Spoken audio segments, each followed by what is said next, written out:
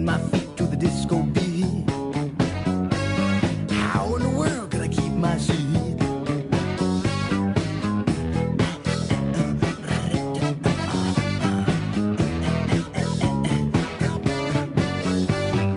All of a sudden I begin to change. I was on the dance floor acting strange. Flapping my arms, I began to cluck. Look at me, I'm the disco duck. Let's go, Mama. I'm got to have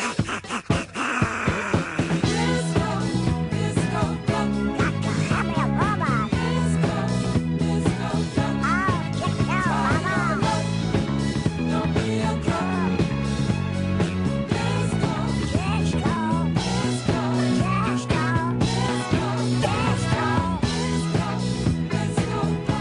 I know exactly what you're thinking. And you're right. Guilty as charged. What in HE double hockey sticks was that nonsense, Farwell? That's what you're thinking. I said it for you.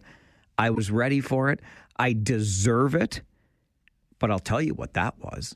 That was something that we didn't need when it came out. We didn't need disco in the first place. We certainly didn't need Disco Duck by radio host Rick Dees and his cast of idiots. I'm not calling them that. That's what they called themselves.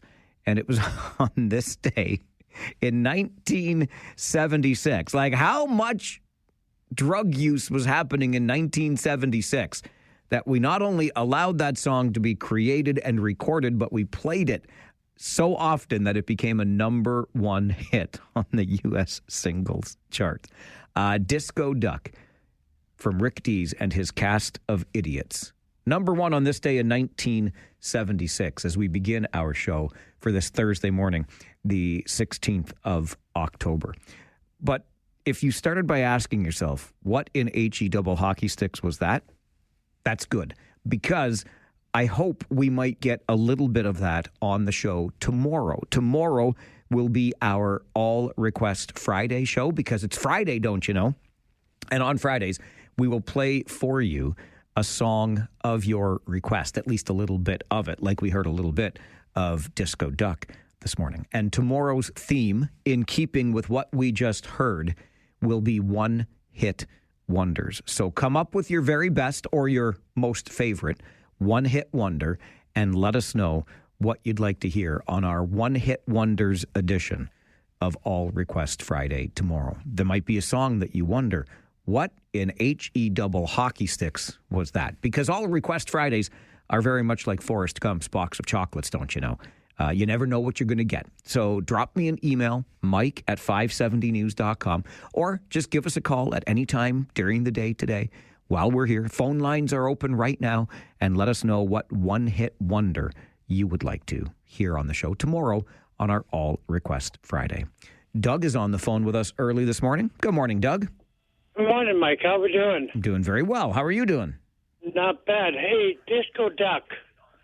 That brought me back to a place many years ago when the song first came out. I was roller skating maybe 3-4 times a week. I love it.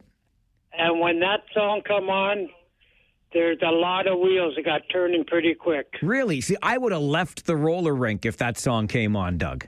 Oh, no. It was a good one. You could really get going, and it was a good way because, you know, you skate up behind some nice young girl and put your hands on their hips and say, excuse me.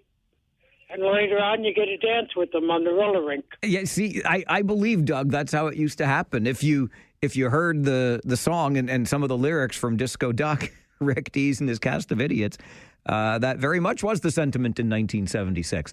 50 years later, well, 49 to be exact, dare I say, those approaches have changed, and for very good reason.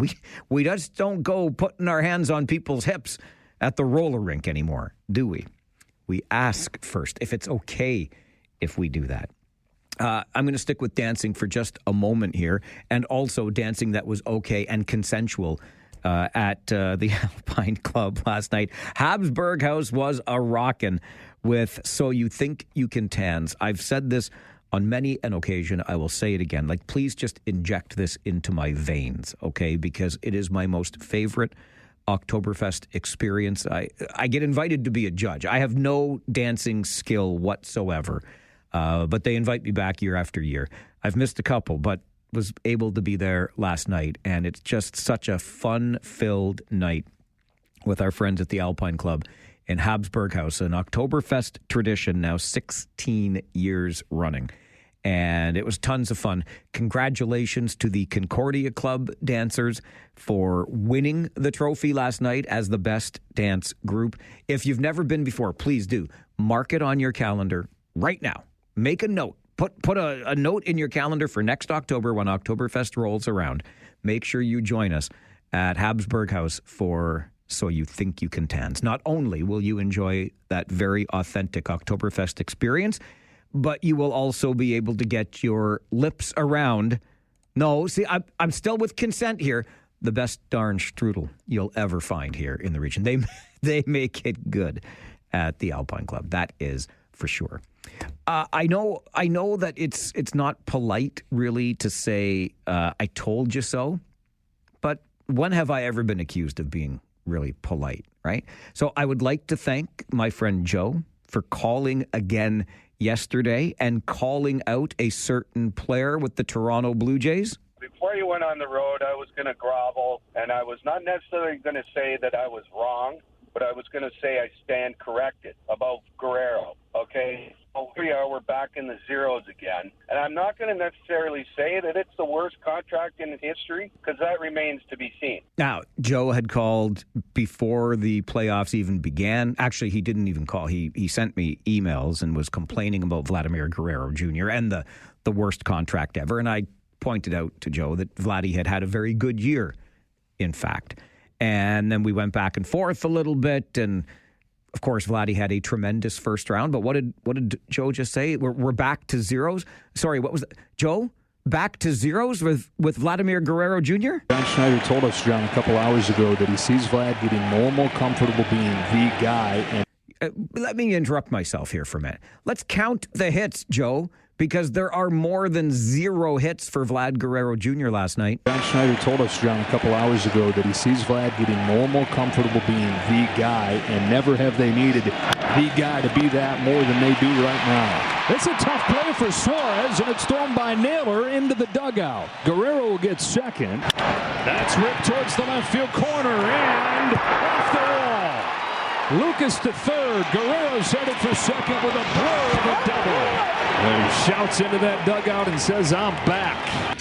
Vladdy hits it high in deep center field. Moving back Rodriguez at the warning track. Leaps at the fence. Did he get it? He did not. It's gone. Home run. Vladimir Guerrero Jr. Contact with the power. As Vlad gets his 4th hit of the ball game, You gotta he's run. got a shot You gotta at a run. triple and You a gotta cycle. run. Vlad Jr. stops at second now. Oh, he stops at second. He had a chance. If he could have made it to third on that 4th hit, did you count along with me? 4 hits for Vladimir Guerrero Jr. last night. Zeros. He's got zeros, Joe says when he called yesterday. Hey, Joe, I told you so. I told you so at the end of the regular season when you're complaining about Vladdy. I said, don't worry. He had a tremendous first round. Yes, he was hitless through 2 games of the American League Championship Series versus Seattle, but 4 hits last night. How many times did Vladdy come to the plate? 5. The other time they walked him intentionally because he was hitting the ball so well. So that's a 4-for-4 performance from Vladimir Guerrero Jr. and the Blue Jays won big. We're back in it, baby. We are back in it. Hey, Joe. I told you so, Joe. I told you so. Something that you have been telling me, in fact, several of you brought this up as a concern. There was a call that happened when I was away last week, and you felt pretty bad for Larry Fedoruk, who was in guest hosting. I finally took the chance to go back and listen to it. And I'll remind you again, Larry it's not his first rodeo. Okay, he's been around this game long enough to have dealt with situations like this on the air in the past, and he can handle it even when people sound off and call him a moron, which happened later in this call I'm about to play for you. Larry's good. And in fact, Larry's so good, he's so fine, he's coming back next week to fill in again for a little bit. But this is a little bit of the gist of what happened. And I'll tell you this, okay? This is one of, and I'm not, listen, please don't misunderstand. I ain't birthing no babies over here, okay? I ain't splitting no atoms. I sit here and I talk. But this is one of the most challenging things that somebody who hosts an open line talk show has to deal with. Alex called Larry last week. You do not believe in free speech. You believe in speech you like. That's not free speech. No, read the definition of free speech in the Charter of Rights. We don't have one here, sir. The American is the only country that has free speech laws. And we have free speech in the Charter of Rights, Alex. Read the Charter of Rights. Don't lie to your audience, sir. We do not have that here. This is the biggest challenge, and that's just one little snippet, 20 seconds of that call that went on, and Alex continued to extol the virtues of the United States and it being the only country that has any enshrined free speech. Called Larry a moron, says he shouldn't be hosting a show like he was hosting. Here's the thing. Alex, and I assure you, that's not his real name. So somebody anonymously calls in and accuses the host of lying to his audience. But Larry was not. As usual, Larry was spot on. And Alex, or whatever his real name is, wouldn't have to look all that hard to find it in the Canadian Charter of Rights and Freedoms. It's number 2 under fundamental freedoms. Freedom of thought, belief, opinion, and expression, a.k.a. speech. It's the second point, item B, in the Canadian Charter of Rights and Freedoms. Freedom of thought, belief, opinion, and expression. So Larry was not lying to his audience. In fact, the anonymous Alex was lying or trying to make it appear as though Larry was lying. And these are the challenges we face when we say, welcome to the show. What would you like to say today? And Larry, even because Alex was going on and on about the United States this and the United States that, Larry had to remind Alex that it was an amendment to the U.S. Constitution that then enshrined within that Constitution the freedom of speech and or expression. It had to be amended later, right there in the Canadian Charter of Rights and Freedoms. Fundamental freedom number 2, point B, freedom of thought, belief, opinion, and expression. Larry was not lying to his audience. What we face, hosts like Larry and I, are people who have the right to call in and not use their real names and then say things that might try to make the station or the host look bad or appear inaccurate or inconsistent. And it's really unfair. You shouldn't do that. What I do understand in this is the concern right now that many are feeling around some legislation that's moving through our House of Commons. It's not even at the floor of the House of Commons yet. It's still in committee as Canada tries to wrap its head around regulation of the internet. We've seen what's going on in the UK. We're justifiably concerned about that, right? People being arrested. Very few, very, very few end up being charged, but they get detained and questioned, and it's not good. The UK is trying to work through that mess itself, and I think that's a good example for us to be cautious with our own legislation, but nothing's enshrined in law yet. You take this idea and you put it down on paper and then you debate it, and that's what we're doing right now in Canada. So yes, by all means, let's be aware of that happening. Let's stay on top of it and ensure that we get something here in Canada that's done right, that we can all get behind. But let's not get carried away. We're putting the cart way before the horse here. Nothing is yet in law in Canada, okay? We're just debating it at committee still, working out the kinks. Let's keep our eyes and ears on it, absolutely. Let's not do what Alex tried to do to poor Larry last week. Larry did not deserve that. 1, 2, 3, 4, 5, 6, 9. All right, let's get to your Farwell Show 5 for this Thursday morning, the 16th of October. Number 1, Ontario Premier Doug Ford meeting today with Prime Minister Mark Carney. Ford is expected to encourage Carney to hit back against those U.S. tariffs after news yesterday that Stellantis will not be making the Jeep Compass in Brampton. Number 2, Metrolinx has announced expanded GO train service for Waterloo region. The transit agency says weekend train trips from the Kitchener station will start November the 23rd. Ontario's transportation minister will be in Kitchener today to talk more about it. He says this is a step towards all-day two-way GO train service. Dear Minister, this is me holding my breath. No, I'm still holding it. I'm not going to hold my breath for all-day two-way. But hey, how about some weekend GO service from Kitchener to the GTA? I'll take it. Number 3 on your Farwell Show 5 this morning, Ottawa Street in Kitchener is just a traffic mess this morning near Homer Watson. Police have had to close down the on-ramp from Ottawa Street South to the expressway as they investigate a collision involving a pedestrian. It's right around the big roundabout there. I'm a little concerned at this point, but we'll keep our eyes and ears on that. Number 4, a public school in Guelph going to have to remain closed for the rest of this week after a fire on Tuesday. The Upper Grand District School Board says for the safety of students and staff, Mitchell Woods Public School is not reopening today or tomorrow. This will allow for a thorough cleanup and inspection of the school's equipment and systems. The board says staff and students should stay home, but work and learn online as best you can. And number 5 on your Farwell Show 5 this morning, provincial police reminding young drivers that a real supervising driver should be with them in the car after officers found a skeleton during a traffic stop in Dufferin County. Officers pulled over a 19-year-old G1 driver and found that she had a plastic skeleton buckled into the passenger seat next to her. OPP say they want to remind all G1 drivers that they need to have a qualified driver with them, and that person must be licensed, alive, and sitting beside the driver. And that is your Farwell Show 5 for this Thursday morning, the 16th of October. I got an email yesterday. Oh, let me just get the name. I should have had it handier, sorry. But I got an email from Lynn. And Lynn says, you know what, Mike, I think you should do a segment on pet peeves. Lynn shared one. I got one too. I'm not sure I have a right. No, I think I do. I can be peeved about whatever I want to be peeved about, right? Lynn shared hers via email. I've got one I'll share with you coming up, and you can tell me if I have any right to be peeved about this or if I should just let it go. Part of me thinks I should let it go. But if you want to share a pet peeve with us on the show this morning, I'm all ears. And if litter is number 1, I got to be right up there with you. I can't. It was once in your hand. It was once in your possession. There's no reason that litter should be dropped onto the ground, right? You should take that with you to a proper trash receptacle.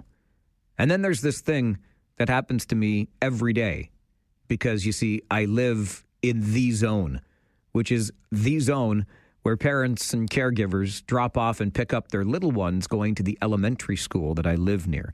And anybody that lives near one of those schools, it may happen at high schools too. I'm hoping it doesn't happen with the same frequency. Is there the same volume? But anyway, if you live near a school, you know what I'm talking about when you see this absolute chaos every day at pickup and drop-off time, right? I'll share with you my pet peeve coming up. And if you've got one, let me know. This is the Mike Farwell Show, 570 News Radio and Rogers TV.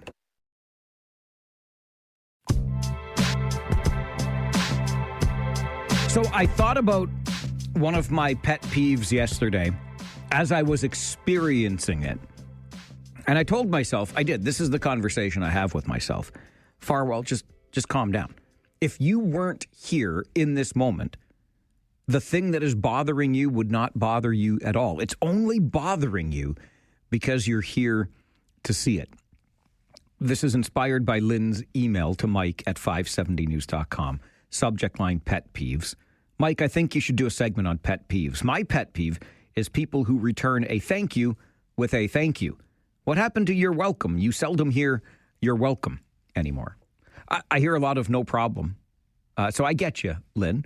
And as a fan of the Queen's English, sure, a little bit more you're welcome would be welcome, if you'll pardon the turn of phrase. I live very near to an elementary school. And I can promise you, I know I've gone on about this before, but it's absolute chaos every day, dropping off and picking up the kids from school. I see the pickup times because sometimes I'm home in time for the 3:45 bell. And so I watch this happen on my street every day, and people just, they obey zero of the rules. They park willy-nilly, wrong side of the street. They block my driveway. They block a fire hydrant. They do all kinds of things. And I've said before, if cities just would go through school zones on a daily basis, every one of them, and ticket every driver parked illegally, we'd never have a tax increase again. That's how much revenue you could generate. I recognize that you can't be everywhere, not even with our fancy automated vehicles that can just drive through and issue tickets automatically. But here's what happened yesterday. So there is one lady in particular who, she gets there early, about, I'm not even joking, an hour or so ahead of the final bell. So sometime between 2:45 and 3 o'clock, she's already waiting for the kids to come out at 3:45. And she always parks in the same spot, but she parks legally. So like whatever. And she knows, I guess she has to get there that early in order to get her preferred spot, which just so happens to be right in front of my neighbor's house where there's a fire hydrant. Yesterday, I was going home and I wanted to get the grass cut because it needed a trim. And when I cut the grass, I'm that guy, maybe this is your pet peeve, I blow the grass out onto the road because why not?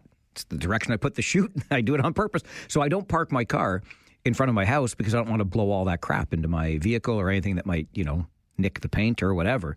So I parked next door in front of my neighbor's house, not blocking the fire hydrant. There's enough room there, I think anyway. I've never measured it, but I'm pretty sure you got enough room for the fire hydrant. You're not blocking it at all. You're not blocking his driveway.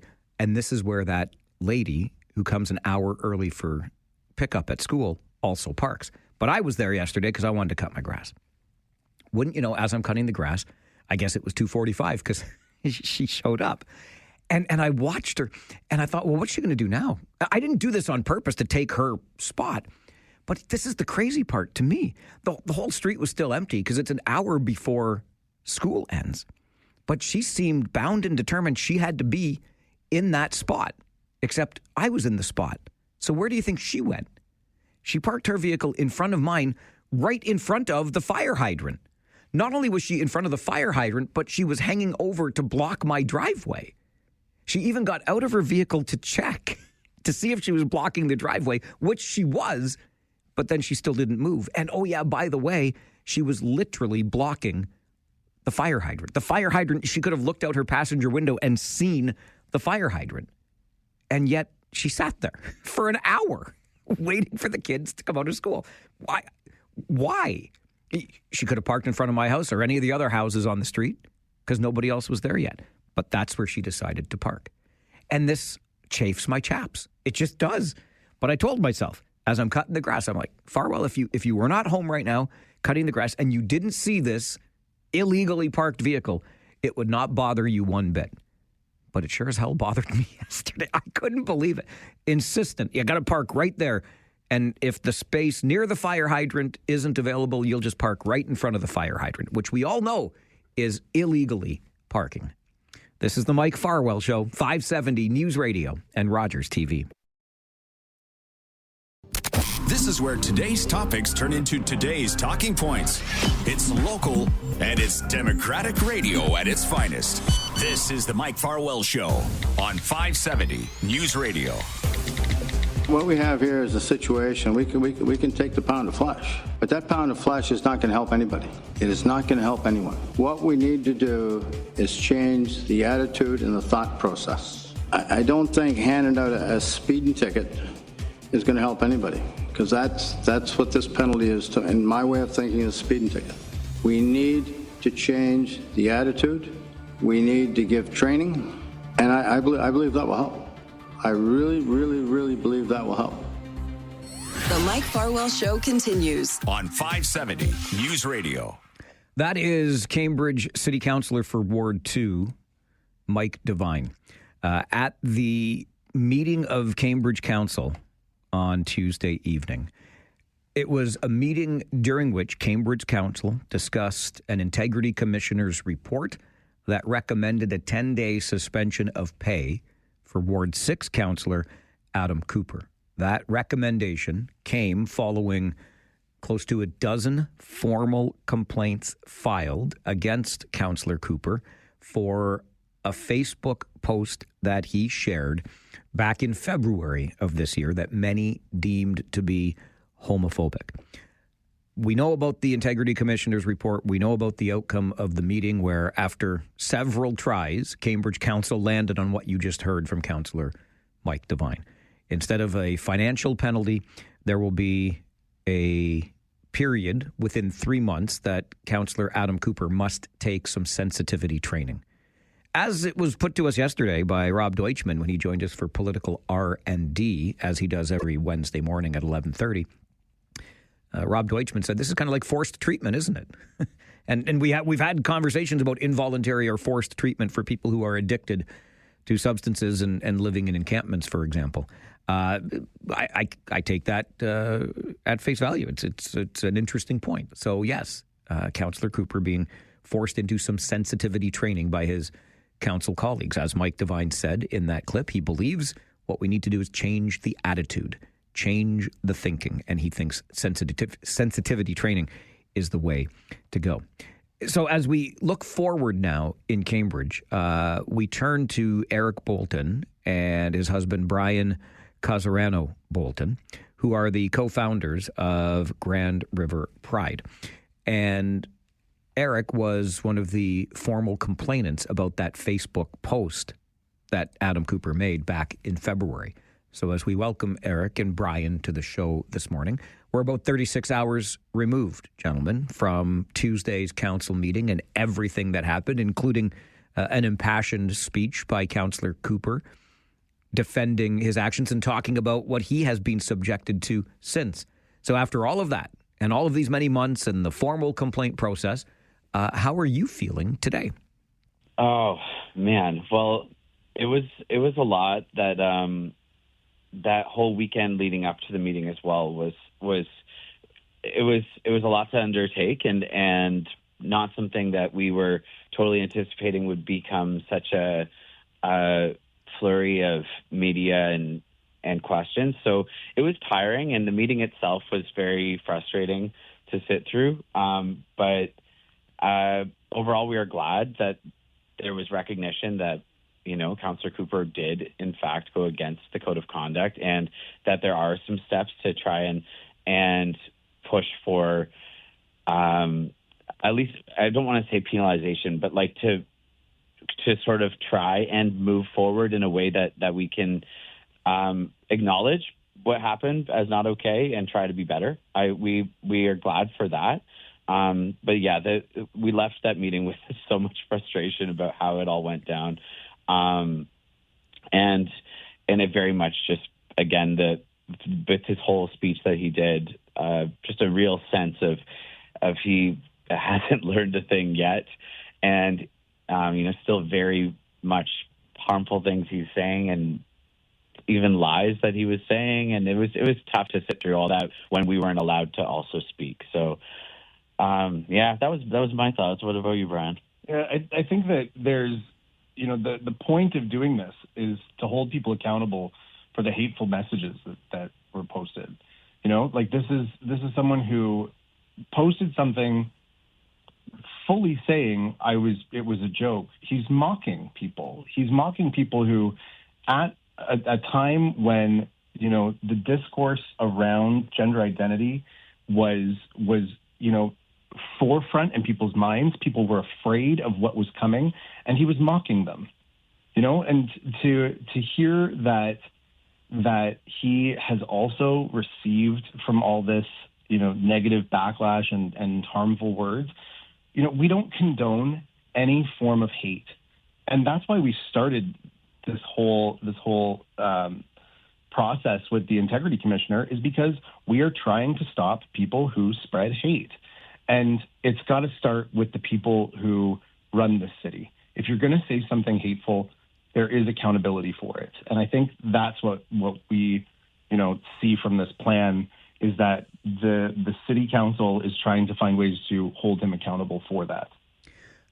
I think I got the sense of frustration that you had mentioned, insofar as there was a long speech from Councillor Cooper and you didn't have a chance to respond, and maybe you didn't believe, or you think some of what was stated in that 14-minute speech was a falsehood straight out. But can we, just so I'm clear, and we all understand, that frustration that you expressed, Eric, how frustrating it was being in that meeting, where does that sense of frustration come from? Oh, man, a few different things, to be honest. But first of all, just like the sense of protocol and how things should be run.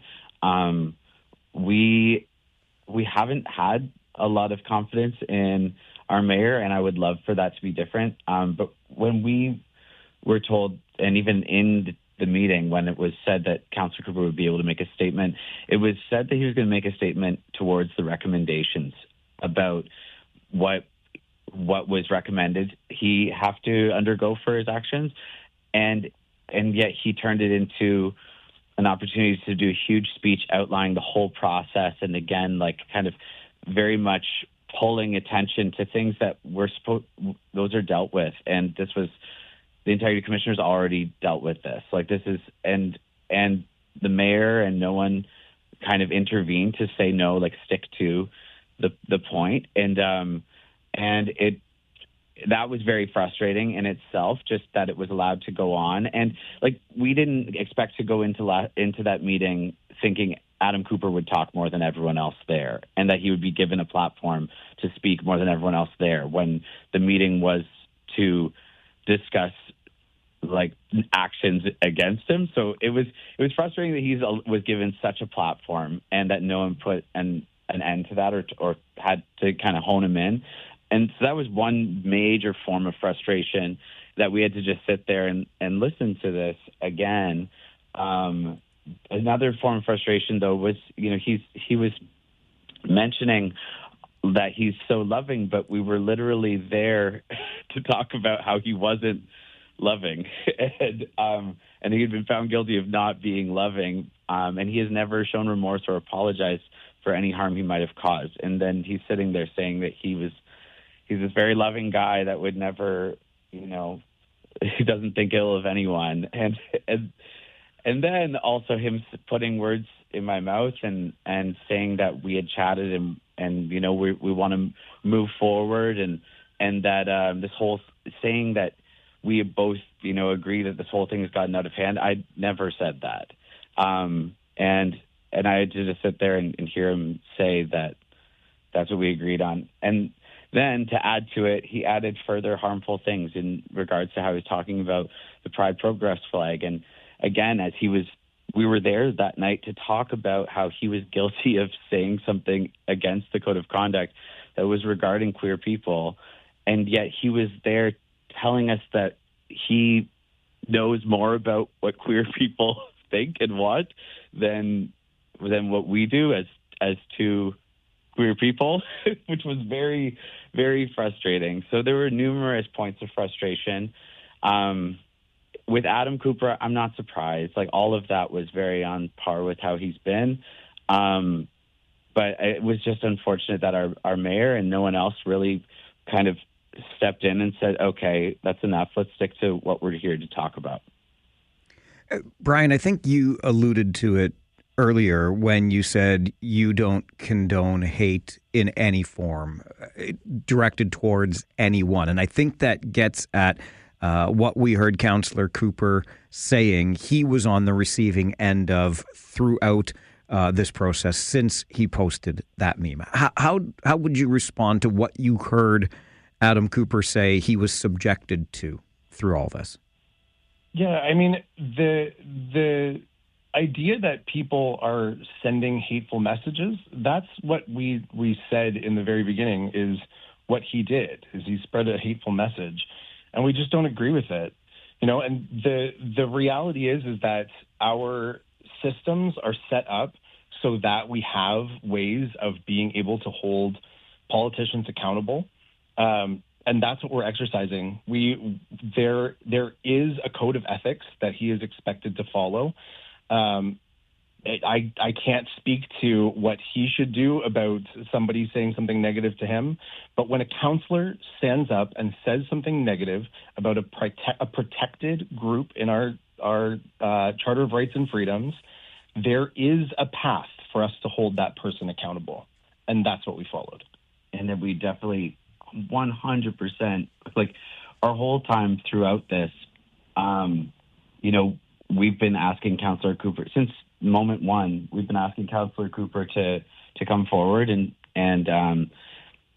well, I guess that's the last point of frustration in it too, is that he said that we ended the conversation when in our initial altercation in January, he blocked me mid-conversation and then never continued the conversation. But all of what we tried to do was draw light to his actions. And so it's really unfortunate that he would receive any sort of messages that were nasty towards him. That's not something that we were ever asking people to do or looking for people to do. Of course not. We would not condone that. But and that's all we did was try to bring to light his actions and that we need accountability. And so it's very sad and unfortunate that he would receive any sort of message, especially if there was anything in the threatening nature. That's 100% not what we were ever looking to do. And I don't think we did. I think we stayed pretty professional through and through.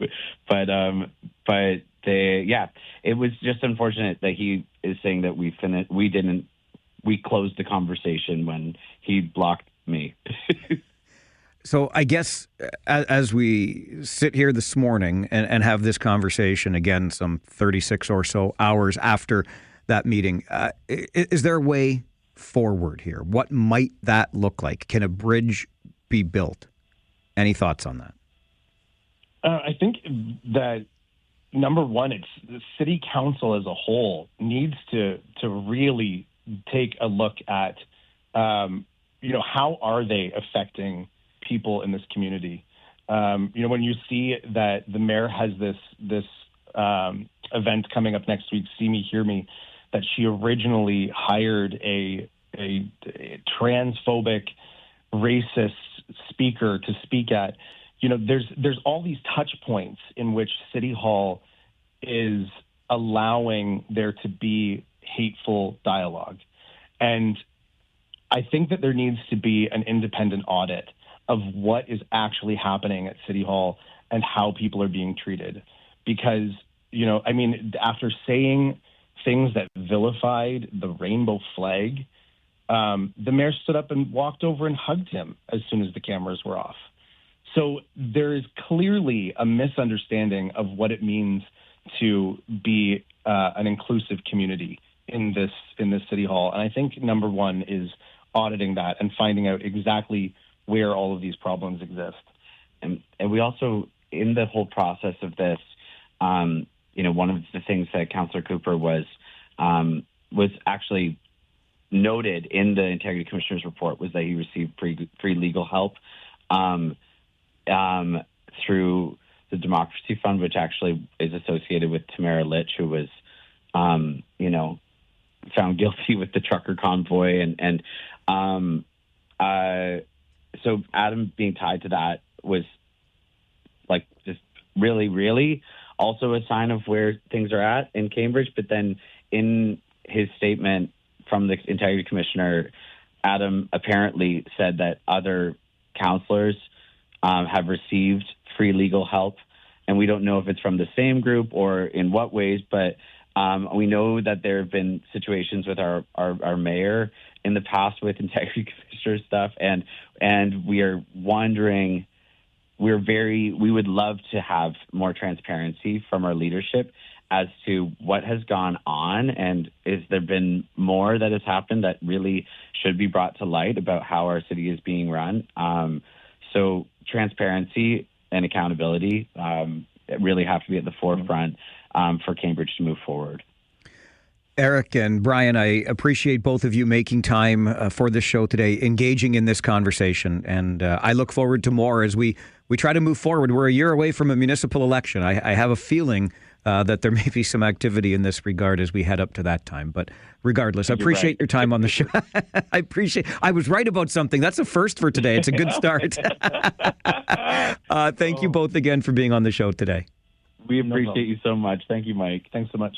Eric Bolton and Brian Cazzarano Bolton, co-founders of Grand River Pride.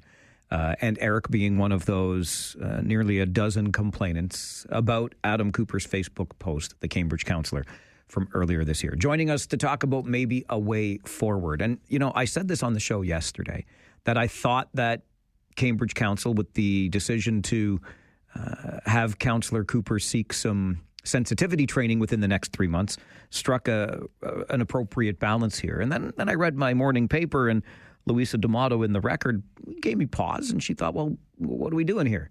I mean, we're basically forcing somebody into treatment, and it's kind of like thought policing, and if everybody thinks the same, and we're denying somebody the opportunity to be less than bland, if you will, maybe even controversial.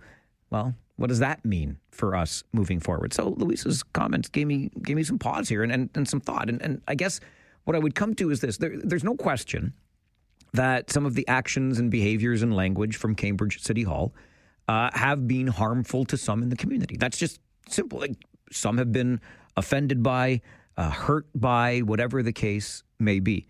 And I will stand by this idea that you can share your truth, and it might hurt other people. I mean, there are certainly lines between discrimination and outright hate, but hurtful commentary, a hurtful tone, if you will, which again, some absolutely believe is the case at Cambridge City Hall right now.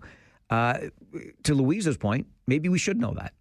And then in a year's time, when the municipal election rolls around, if enough of us decide we don't like that tone, then we will vote to change that tone. Kind of where we're at in this moment in time. Your thoughts, of course, always welcome on the show. We'll get to your calls after this on 570 News Radio and Rogers TV.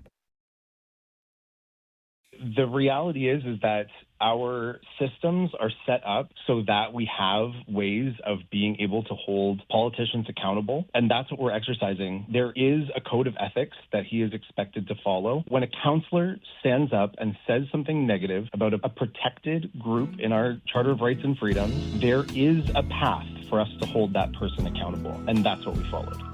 Brian Casarano Bolton, who along with his husband Eric, co-founders of Grand River Pride, join us to talk about a way forward in Cambridge following a long and drawn-out affair following a Facebook post last winter. Let's go to the phones, hear from you.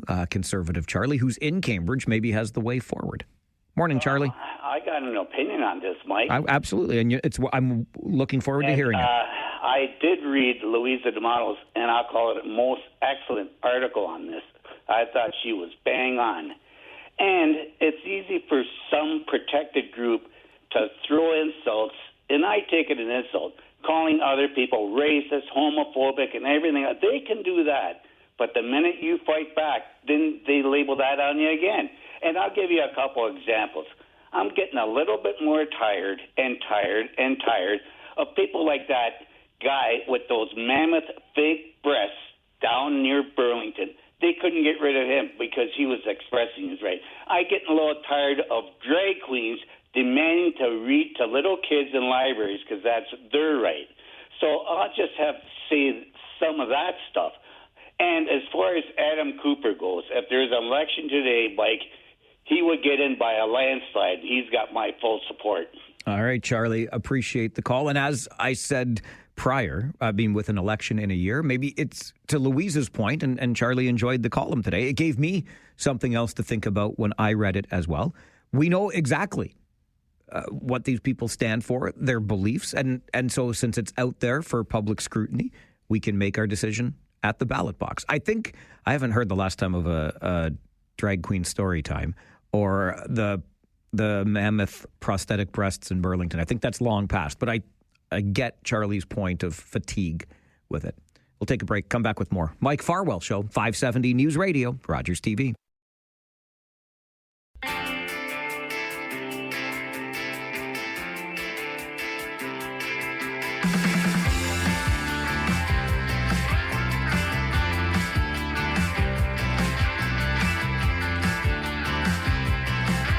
There is development planned in the southwest area of Kitchener. This development will be directly adjacent to or abutting the Huron Natural Area. Just as a way of introduction to this conversation, the Huron Natural Area was a place I was exploring many years ago. I go there from time to time.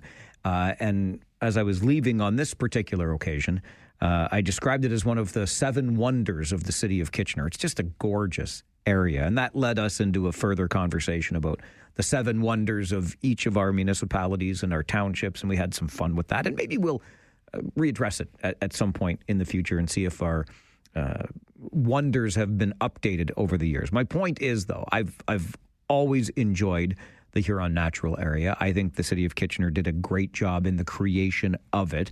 And this goes back to some great partnerships with school boards, et cetera, to create this beautiful natural space for us to enjoy in the city. So I think you can probably understand why and how, when there is conversation about a development nearby or directly next to, there would be concern about the impact on said natural area.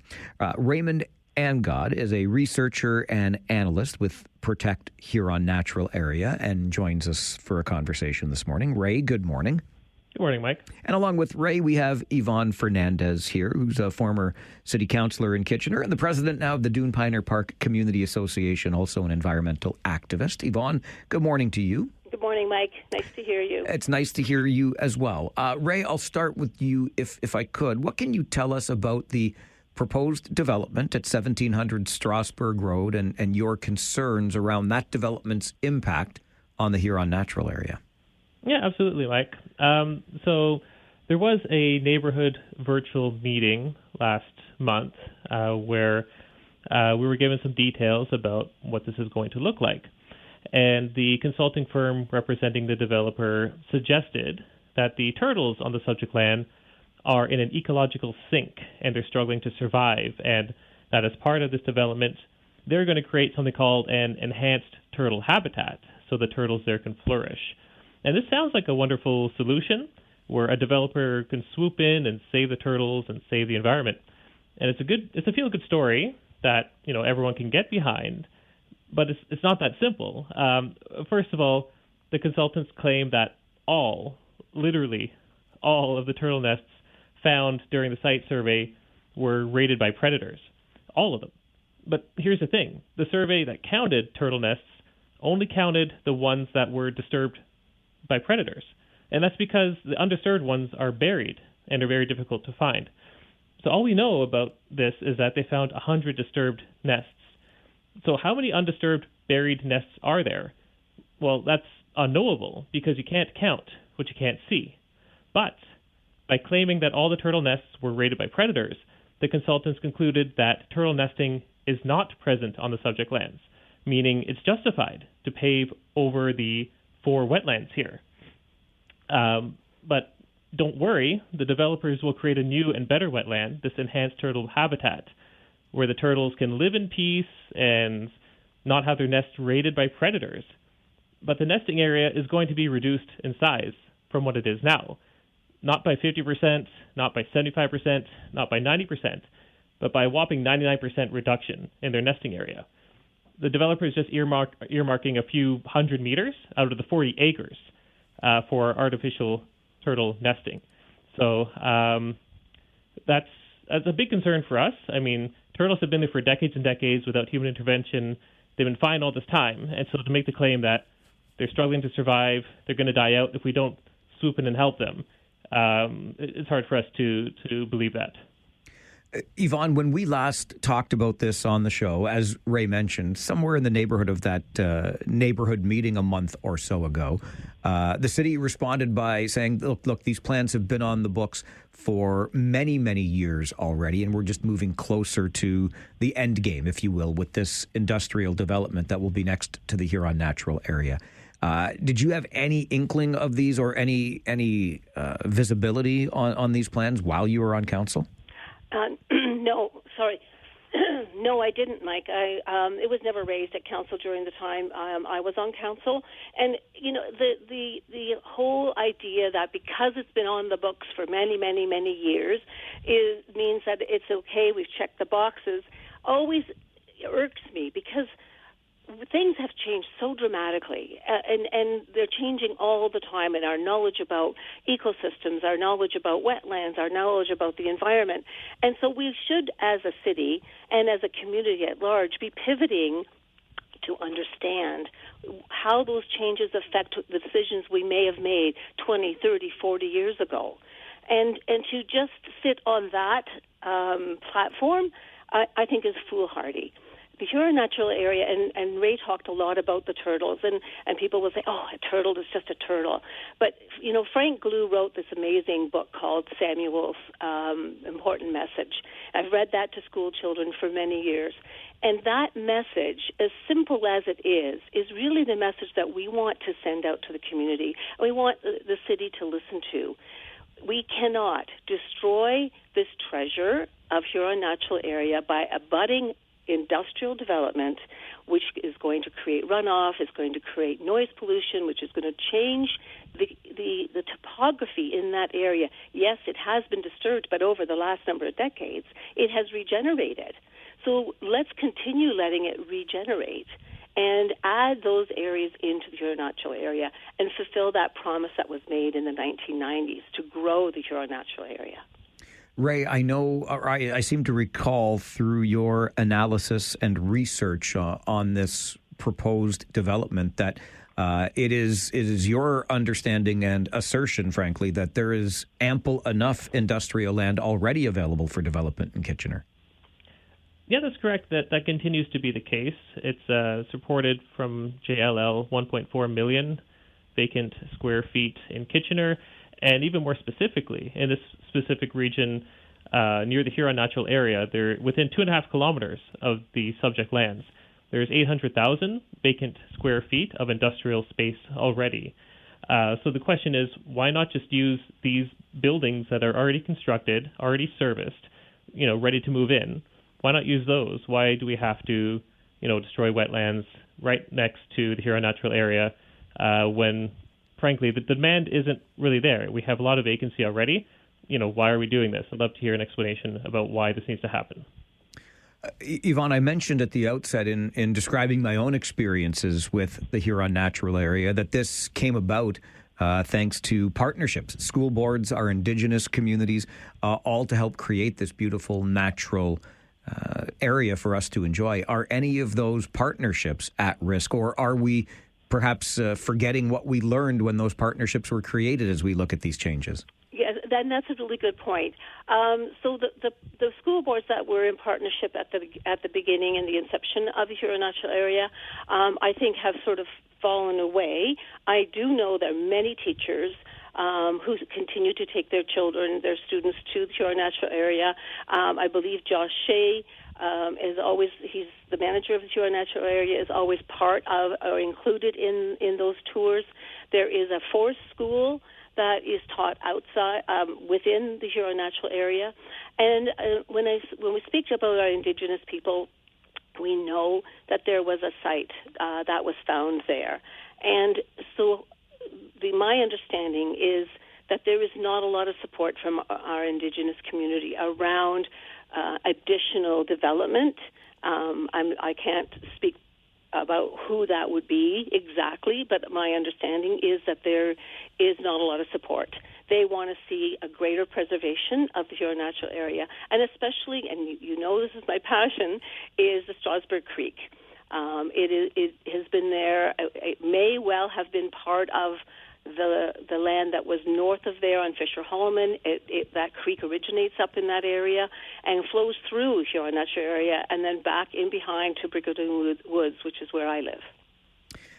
Ray, Yvonne had mentioned earlier that getting this message out to the community is important for your group following this neighborhood meeting, getting your concerns, into the public conversation. What plans do you have moving forward as the city continues to move forward with this industrial development in the area? So we still have our change.org petition up. The last time we spoke, Mike, it was around 2,900 signatures. Now it's over 3,500. So we're getting the word out there with local community groups. And it's amazing, how much people care when you tell them that the lands surrounding the Huron Natural Area are under threat. It perks people's ears. So we've been in touch with a lot of different community groups throughout the region of Waterloo. And it's real grassroots movement. It's really word of mouth. And just getting the message out there organically has been really effective for us. Any plans, Yvonne, to take this message to City Hall? Yes, we have been working as a group and meeting and preparing presentations and delegations for the planning committee meeting that is scheduled for Monday, October the 27th, in City Council chambers. We are still waiting to hear about the timing of the meeting. Our great concern is that it will be scheduled at something like 5 o'clock when people are still trying to get home from work, or 6 o'clock. We would greatly appreciate that agenda item being put on at around 7 o'clock so that people can come attend and make their delegations. And then we'll have an additional opportunity on November the 10th at the council meeting to speak again to this item, of course, depending on what council decides with this agenda item around 1700 Strasburg Road and the development adjacent to Huron Natural Area. We will continue to watch with interest, but certainly appreciate the work that you and your fellow community members have done on this file. It's certainly an interesting time with growth in the city. But thank you both for being here this morning.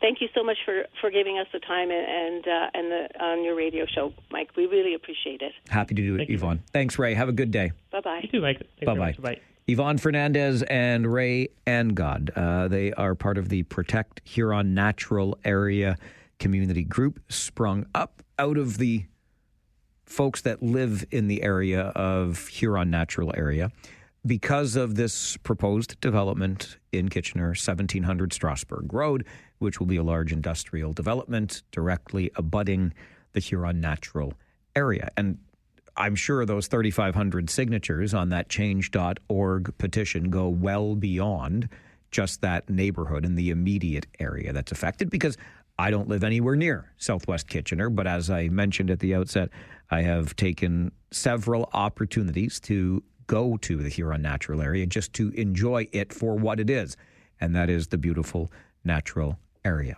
As I said, the city has made it clear when we last talked about this on the show that this plan has been on the books for quite some time, and here we are now at the point, and it was always sort of baked into what was originally created when it came to the Huron Natural Area. It's got the boundaries that it's got because there was always a plan to develop around it. Obviously, as you heard Ray so clearly describe, the development right next to or around the Huron Natural Area will affect some existing natural habitats, which, of course, is the case. What did that song say from so long ago? They paved paradise and they put up a parking lot. And that's what we're looking at here in Southwest Kitchener. It won't be the last time we talk about something like this. It's not the first time we've talked about something like this. But certainly these folks in Southwest Kitchener are hoping for a change of heart or maybe a change of plan on the part of the city of Kitchener. So we will continue to watch with interest because I think we can all relate to an experience at Huron Natural Area that left us fulfilled in some way because it is really that beautiful, that peaceful, that's striking. This is the Mike Farwell Show on 570 News Radio and Rogers TV. We cannot destroy this treasure of Huron Natural Area by abutting industrial development. Yes, it has been disturbed, but over the last number of decades, it has regenerated. So let's continue letting it regenerate and add those areas into the Huron Natural Area and fulfill that promise that was made in the 1990s to grow the Huron Natural Area. Yvonne Fernandez, environmental activist, member of Protect Huron Natural Area, joining us, along with Ray Angod, also from Protect Huron Natural Area. That group has a petition at change.org, now 3,500 plus signatures strong. Take for what you will an online petition and how easy it is to just click and register your agreement with it. But that's how we do things these days, and 3,500 is a pretty decent number, and they are advocating for a different approach to what is proposed by way of industrial development next to abutting the Huron Natural Area in Southwest Kitchener. In fact, one of the group's arguments is that there is ample industrial space already available in the city of Kitchener to be put to use to generate the economic return. So a couple of things coming up later this month. In fact, a little over a week from now, the 27th of this month, there will be a planning committee meeting where the Protect Huron Natural Area Group hopes to have a voice heard. And then in early November, when the issue for the development at 1700 Strasburg Road comes to Kitchener Council, the group intends on being there again to have their voice heard, register their concerns with and probably opposition to this proposed development. So, of course, we will keep our eyes and ears on that as well. A couple of things that caught my eyes in my morning paper. One, an Environics poll that surveyed more than 2,000 Canadians via telephone on immigration. And it probably won't surprise you that the number of people who think there is too much immigration has been increasing over the years. When we look at the numbers from this latest Environics survey, 56% of respondents said they agreed with the following statement. Overall, there is too much immigration to Canada. Only 38% disagreed with that. So 56% of Canadians surveyed say they think there's too much immigration. If you look back to 2024, that number was just a touch higher at 58%. But then go back from there.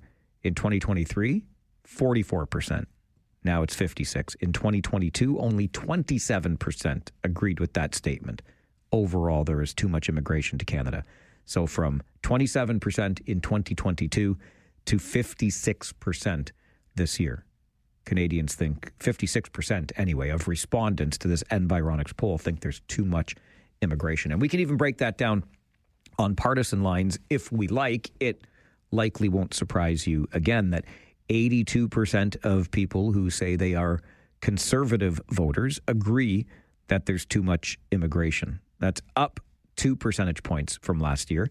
But even on the Liberal side, 40% of Liberal voters say there is too much immigration. That, however, is a drop of 5 percentage points from last year. And then you have the NDP. 30% among NDP supporters agree that there is too much immigration in Canada today. That's down 6%. So only a slight uptick in the belief that there's too much immigration for Canada from Conservative voters. Now, 82% of Conservative voters say too much immigration in Canada.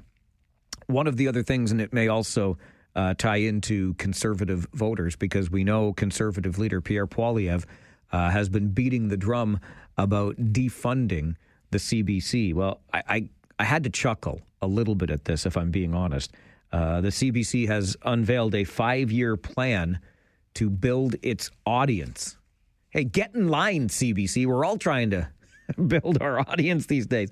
But after some research into their audience numbers, CBC found the most dissatisfied users tend to live in rural areas or in Western Canada. Now, think about this for 1 second, but you only get 1 second to think about it because it's not hard to come up with the answer.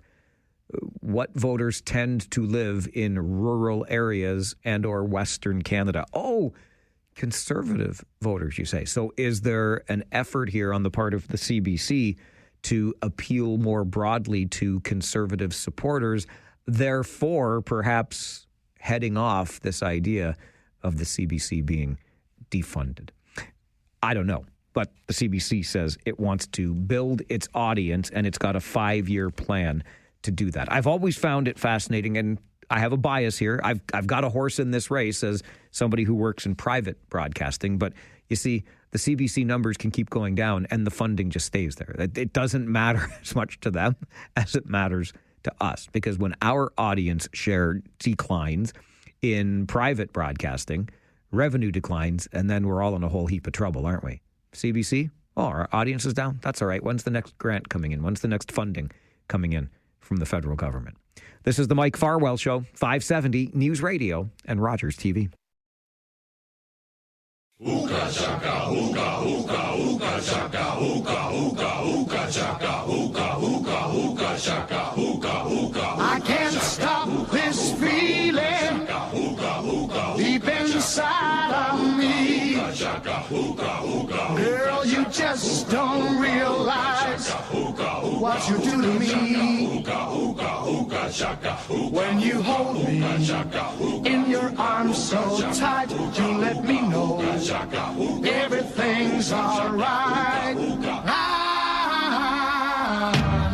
hooked on a feeling. Thursday mornings, 10:30. We got that feeling of laughter in our bellies. I feel like this has been, and it's all my fault, as usual, but a little bit hit and miss with me being away at the usual time. We get together with our good friend Gary Chalk, who writes the humor column Living Retired. A couple of things about that. First of all, you can find it online. I know that you know this, livingretired.press.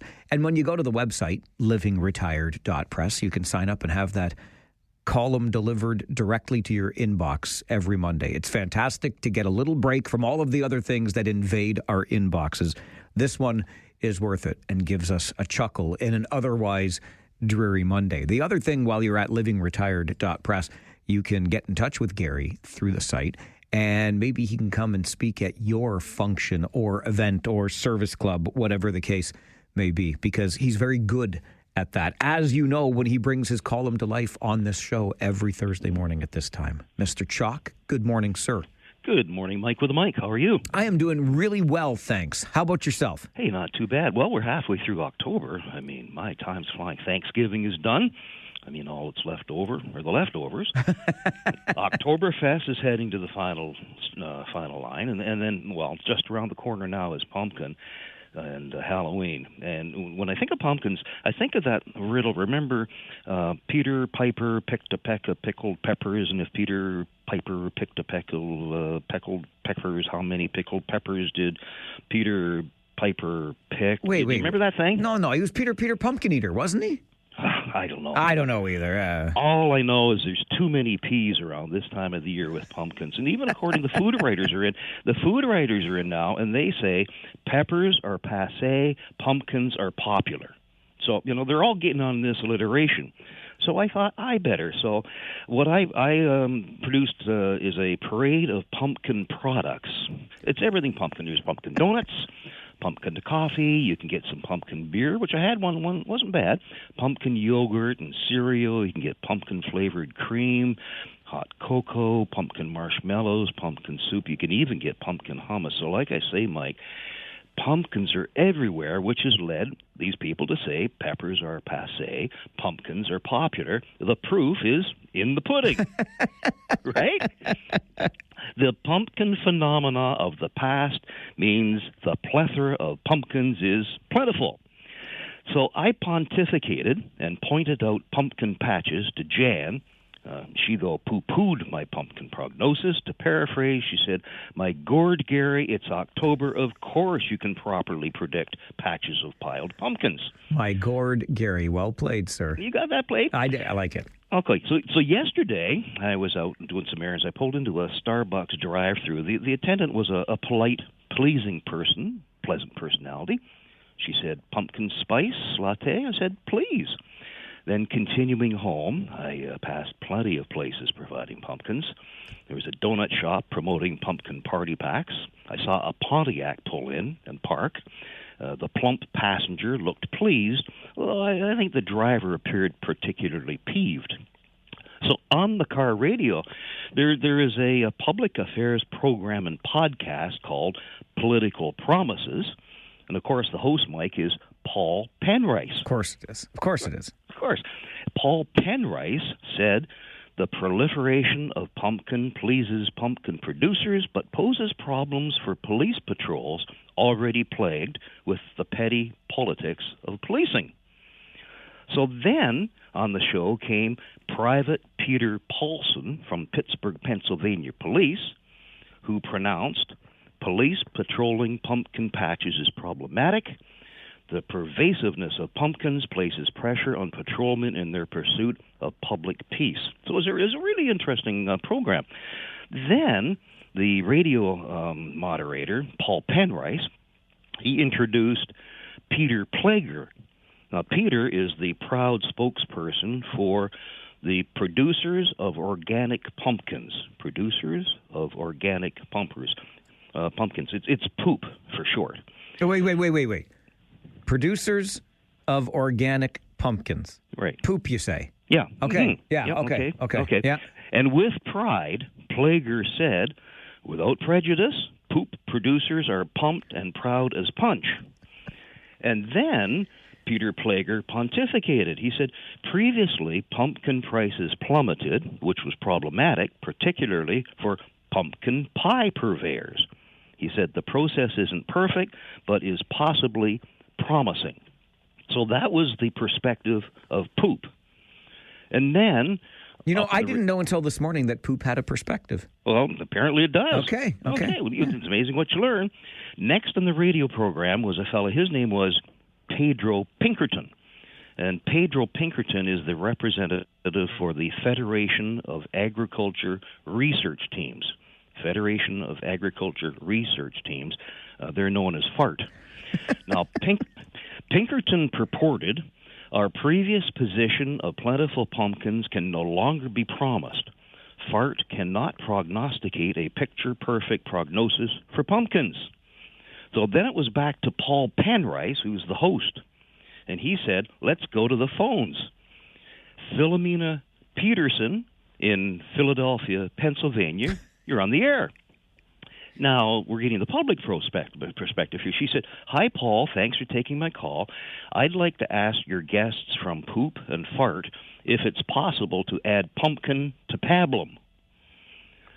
I'm telling, I was just put away. I mean, poop and fart are passé. Wouldn't you agree?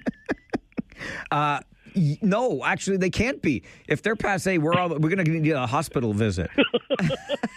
So the program continued. The Poop president, Paul Plaid, politely preached after attending a Pittsburgh Penguins playoff game, saying promising prices are prevalent, so there's a possibility of a payroll payout. Now, it continued, pleading poultry profits, particularly compared to the poultry producers. Poop is placing pressure on politicians. So now the politicians are getting in on it. So getting in on the poop. Yeah, right. Oh, yeah. Okay, good. Yeah, I got that. Yeah. Now, so the possible profits from pumpkins, although only partly proven, has pugnacious politicians, particularly the pompous president, poking and prodding the proliferation of pumpkins and plans of private producers. Public policy will probably be presented to pumpkin producers that will promote pumpkin pulp as a problematic blight on the public. And now the private processors of pumpkin pulp, they've indicated the plentiful proceeds of the past to their program will possibly become, pathetic. Hence, they're promoting their porous protocols and instead urging pumpkin producers to practice proficiency in the patch. So this program just continued, and I'll be brief here. Peter Piper, who is a poop plaintiff, he piped in, and he proclaimed, permit me to promote that it's possibly plausible that we can prove in a podcast, presently being produced, the poor profits of the past for pumpkin producers. I heard all this on my car radio. I was exhausted. I pulled into our driveway, parked. Jan was on the porch, pacing. Gary, where have you possibly been? She said, I thought we could do some house cleaning, perhaps purge the pillows. At which point I paused, I pondered, I puked. And Mike, just so you know, this entire pumpkin palooza has also now caught the attention of the American Alliance of Allowable Alliteration. That's the American Alliance of Allowable Alliteration. Anita Anderson, administrator, advised her associates, all right already. Amen to that. Gary, I may not use a word that starts with P for the rest of the day. Well, to do that, you're going to have to mind your P's and Q's. Gary Chalk is the author of the humor column, Living Retired. He joins us on Thursday mornings at 10:30 to bring that column to life. He's got some job titles in mind that probably are confusing and confounding him. I would have to assume at this point one of them is the writer of alliterative headlines, but we'll find out as we continue with Living Retired here on the Mike Farwell Show this morning. 570 News Radio and Rogers TV.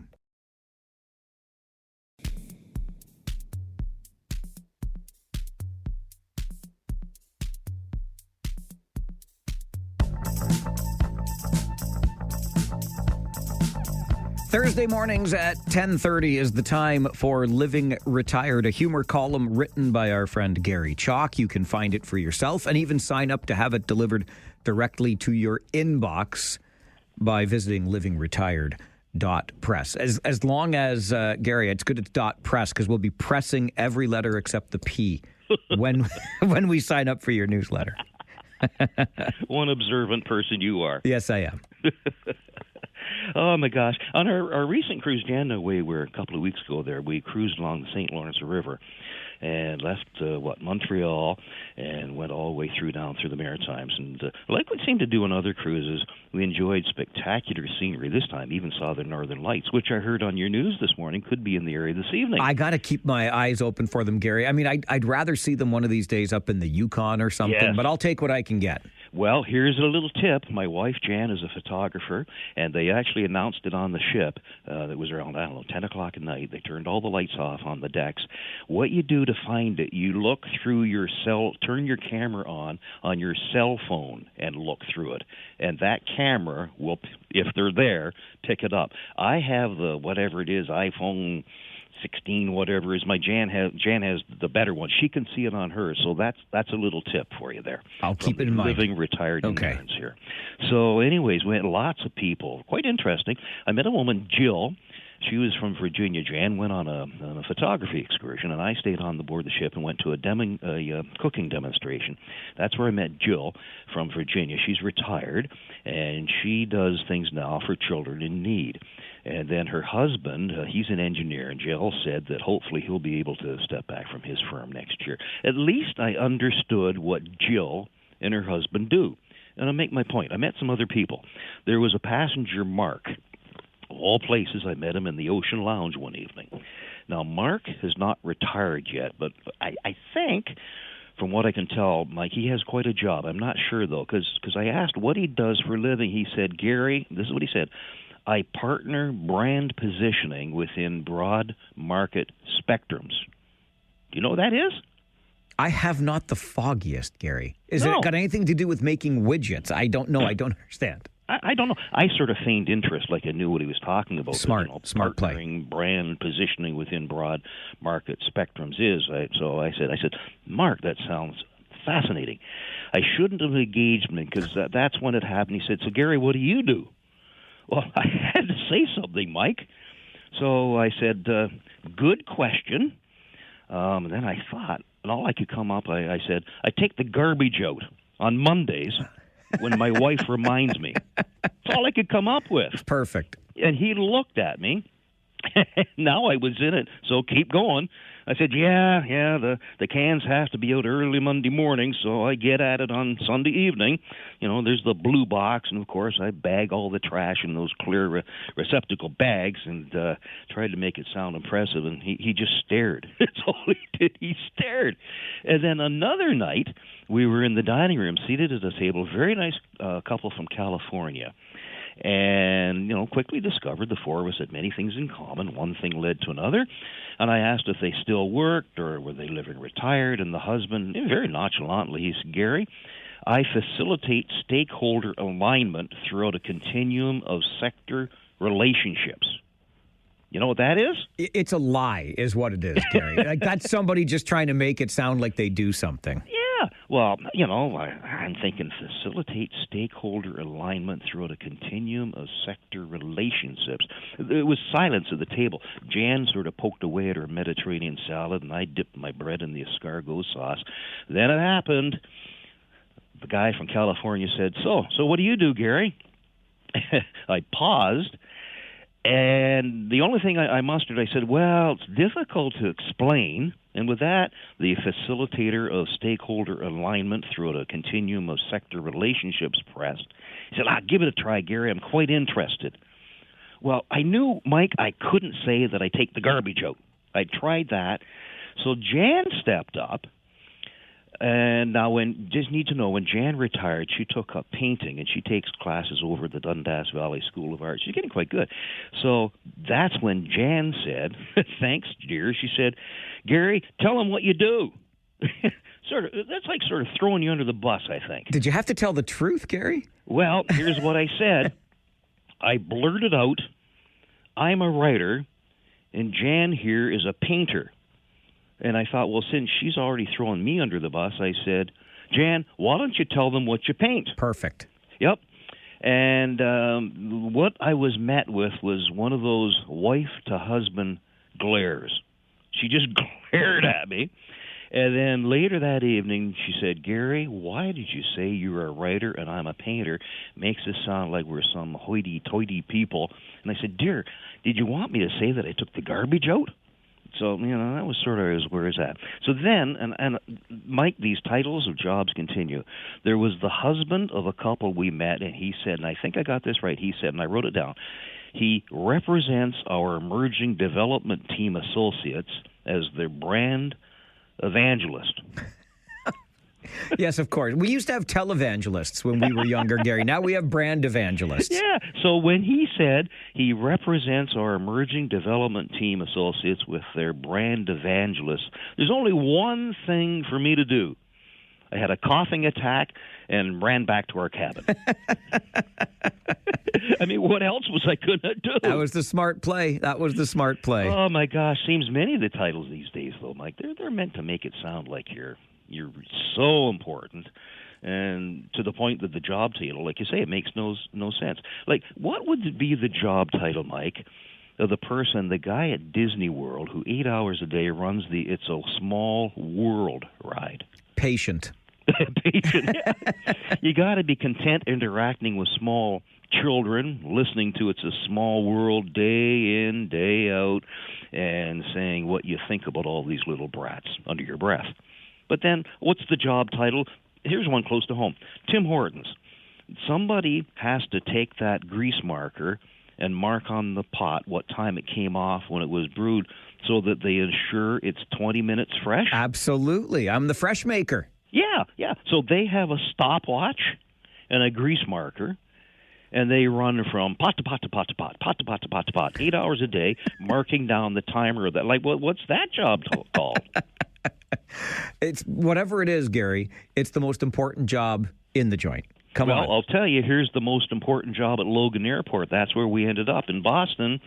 The men's washroom, and I think they have it at Pearson. When you come out of the men's washroom, there's this little contraption at the door. It says, rate this washroom. And there's 2 or 3 or 4 little buttons, a smiley face, a happy face, or an unhappy face, whatever. You press the button to race the washroom. Well, somebody has to analyze all that, don't they? And review all the statistics? the reviewer of the washroom rating cards? Yeah. And then they got to report it to their supervisor. So here's the supervisor. All he does is review the analytics of people who tapped the button in the washroom to rate their experience. Now, the guy who represents the emerging development team associates as their brand evangelist or reports to the guy who facilitates stakeholder alignment throughout a continuum of sector relationships, these guys all have jobs for life because nobody knows what they do. Exactly. And Gary, I'm going to get reported to my supervisor if we don't say goodbye. Goodbye. Goodbye.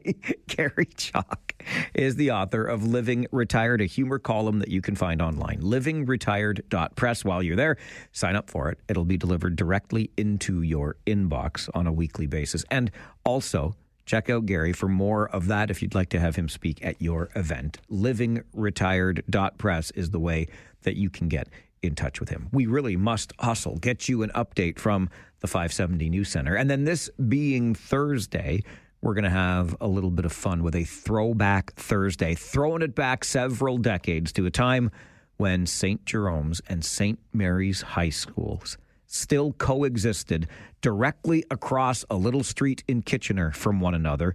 Girls on one side in their uniforms, boys on the other side in their uniforms, and the reunion that is coming up. We'll talk about it next on the Mike Farwell Show. This is 570 News Radio and Rogers TV.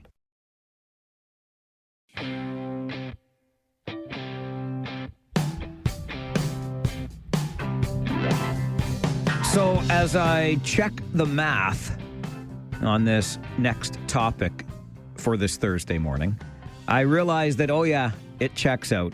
Which reminds me, that it has been 35 years since I graduated from high school.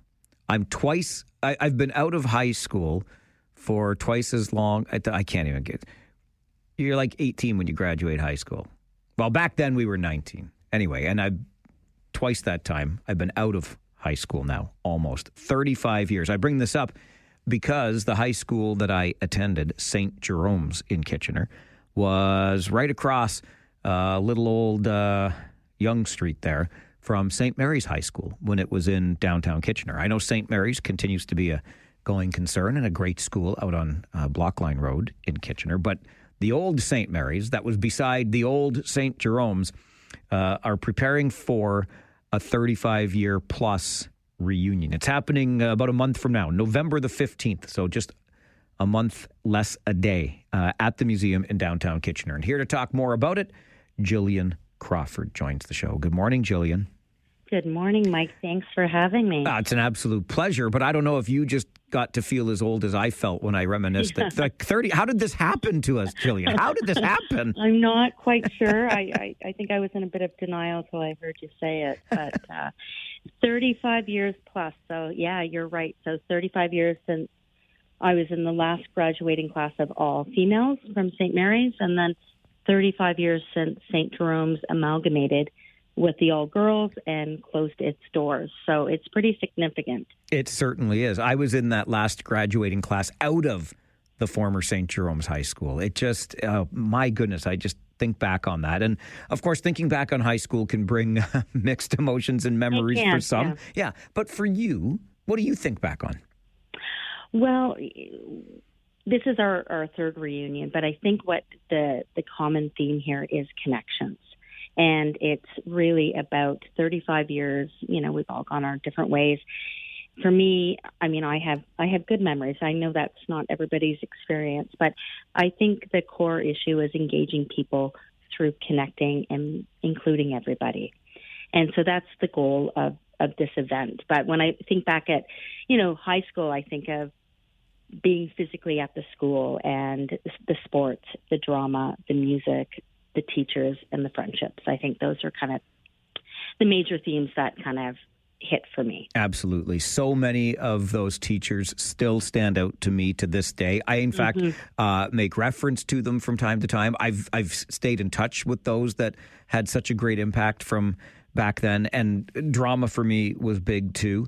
But one of the other things, Jillian, and this would have been something that we both had at the time, and I remember really railing against it and not being happy about it, and then looking back, I wouldn't have it any other way. The uniform. It was so easy. Every day. It was so easy. You just knew what you were wearing to school. I would absolutely agree with you. I really enjoyed it. I liked the kilt.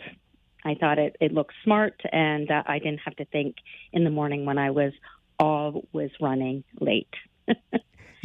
But I think the teacher, you touched upon a point with this reunion, the amount of teachers that have committed to coming out. We're at 40 teachers so far that are coming out, and it was really due to those phenomenal relationships that we built with them. And so it's a little bit of teachers have complimentary tickets, retired teachers from those days, and it's kind of our thank you, our give back and thank you to them for that, 5 years of phenomenal experience. It's a great idea. I love that idea. And to have them at this 35th plus reunion of St. Jerome's and St. Mary's will bring back, I'm sure, lots of great memories, lots of great conversations. You mentioned that you graduated out with that last all-female class. Yeah. So what was it like after, when all of a sudden it wasn't just all girls anymore? Well, I only had a small taste of it because that was my grade 13th year, so I was done. But in grade 13, there was a couple classes where the boys from St. Jerome started infiltrating, and it changed the dynamic. I think it was a phenomenal, really freeing time to be in class as a young woman with all females, and we all were able to be, I think, speak our mind clearly and not have any different distractions. So it did shift, and I did have those small experience in grade 13 with a couple classes where attention shifted, or I found myself a little bit quieter. And so I really appreciated having majority of my high school. Just, I think it was a unique freedom, which I liked. But you mentioned earlier this is the third reunion that you've been a part of organizing. Why the idea initially? What motivated you? What inspired you to have a reunion? So we did our 25th, 30th, and then this is the 35th. Yeah. I'm trying to think back. I think it started in conversations of bumping into people maybe over time, and maybe me living out of the region at the time, and we were like, we should really get together. And then it kind of snowballed, and well, if we're going to do this, let's really do this and have a great experience. And it was such a positive turnout, but it was a really beautiful event, and things that I didn't think about that happened at the event, where people all reconnected from elementary school, which I didn't even think about. So people took large groups with their elementary peeps. And then it was so successful. Let's do the next one. And then we all went through the pandemic where we lost that connection of seeing people in person. And after that all, I think, happened, people are like, when are we doing the next one? And I think the turnout for this has more than doubled. And I think it's people want to have that in-person experience. So I love that idea. And I got to say, Jillian, and I'm sure there are folks who went to Grand River or Forest Heights or KCI or Elmira District or Galt Collegiate, whatever it is, Preston High, will roll their eyes at me or challenge me on this. But there is something, I believe, to those former schools, St. Jerome's and St. Mary's, when St. Mary's was there on Weber Street, right across from the St. Jerome's campus. Because and I come at this honestly from, and I've shared the story before, I was guest hosting on one of these talk shows like years and years and years ago. Yeah. And I just brought up St. Jerome's High School, or being a quote-unquote Jerry's boy, in passing. It wasn't even connected to the topic we were discussing. Yeah. And then when it was time for people to phone in, all they wanted to talk about was St. Jerome's High School. There's just something about it. Overwhelming positive experiences. Yep.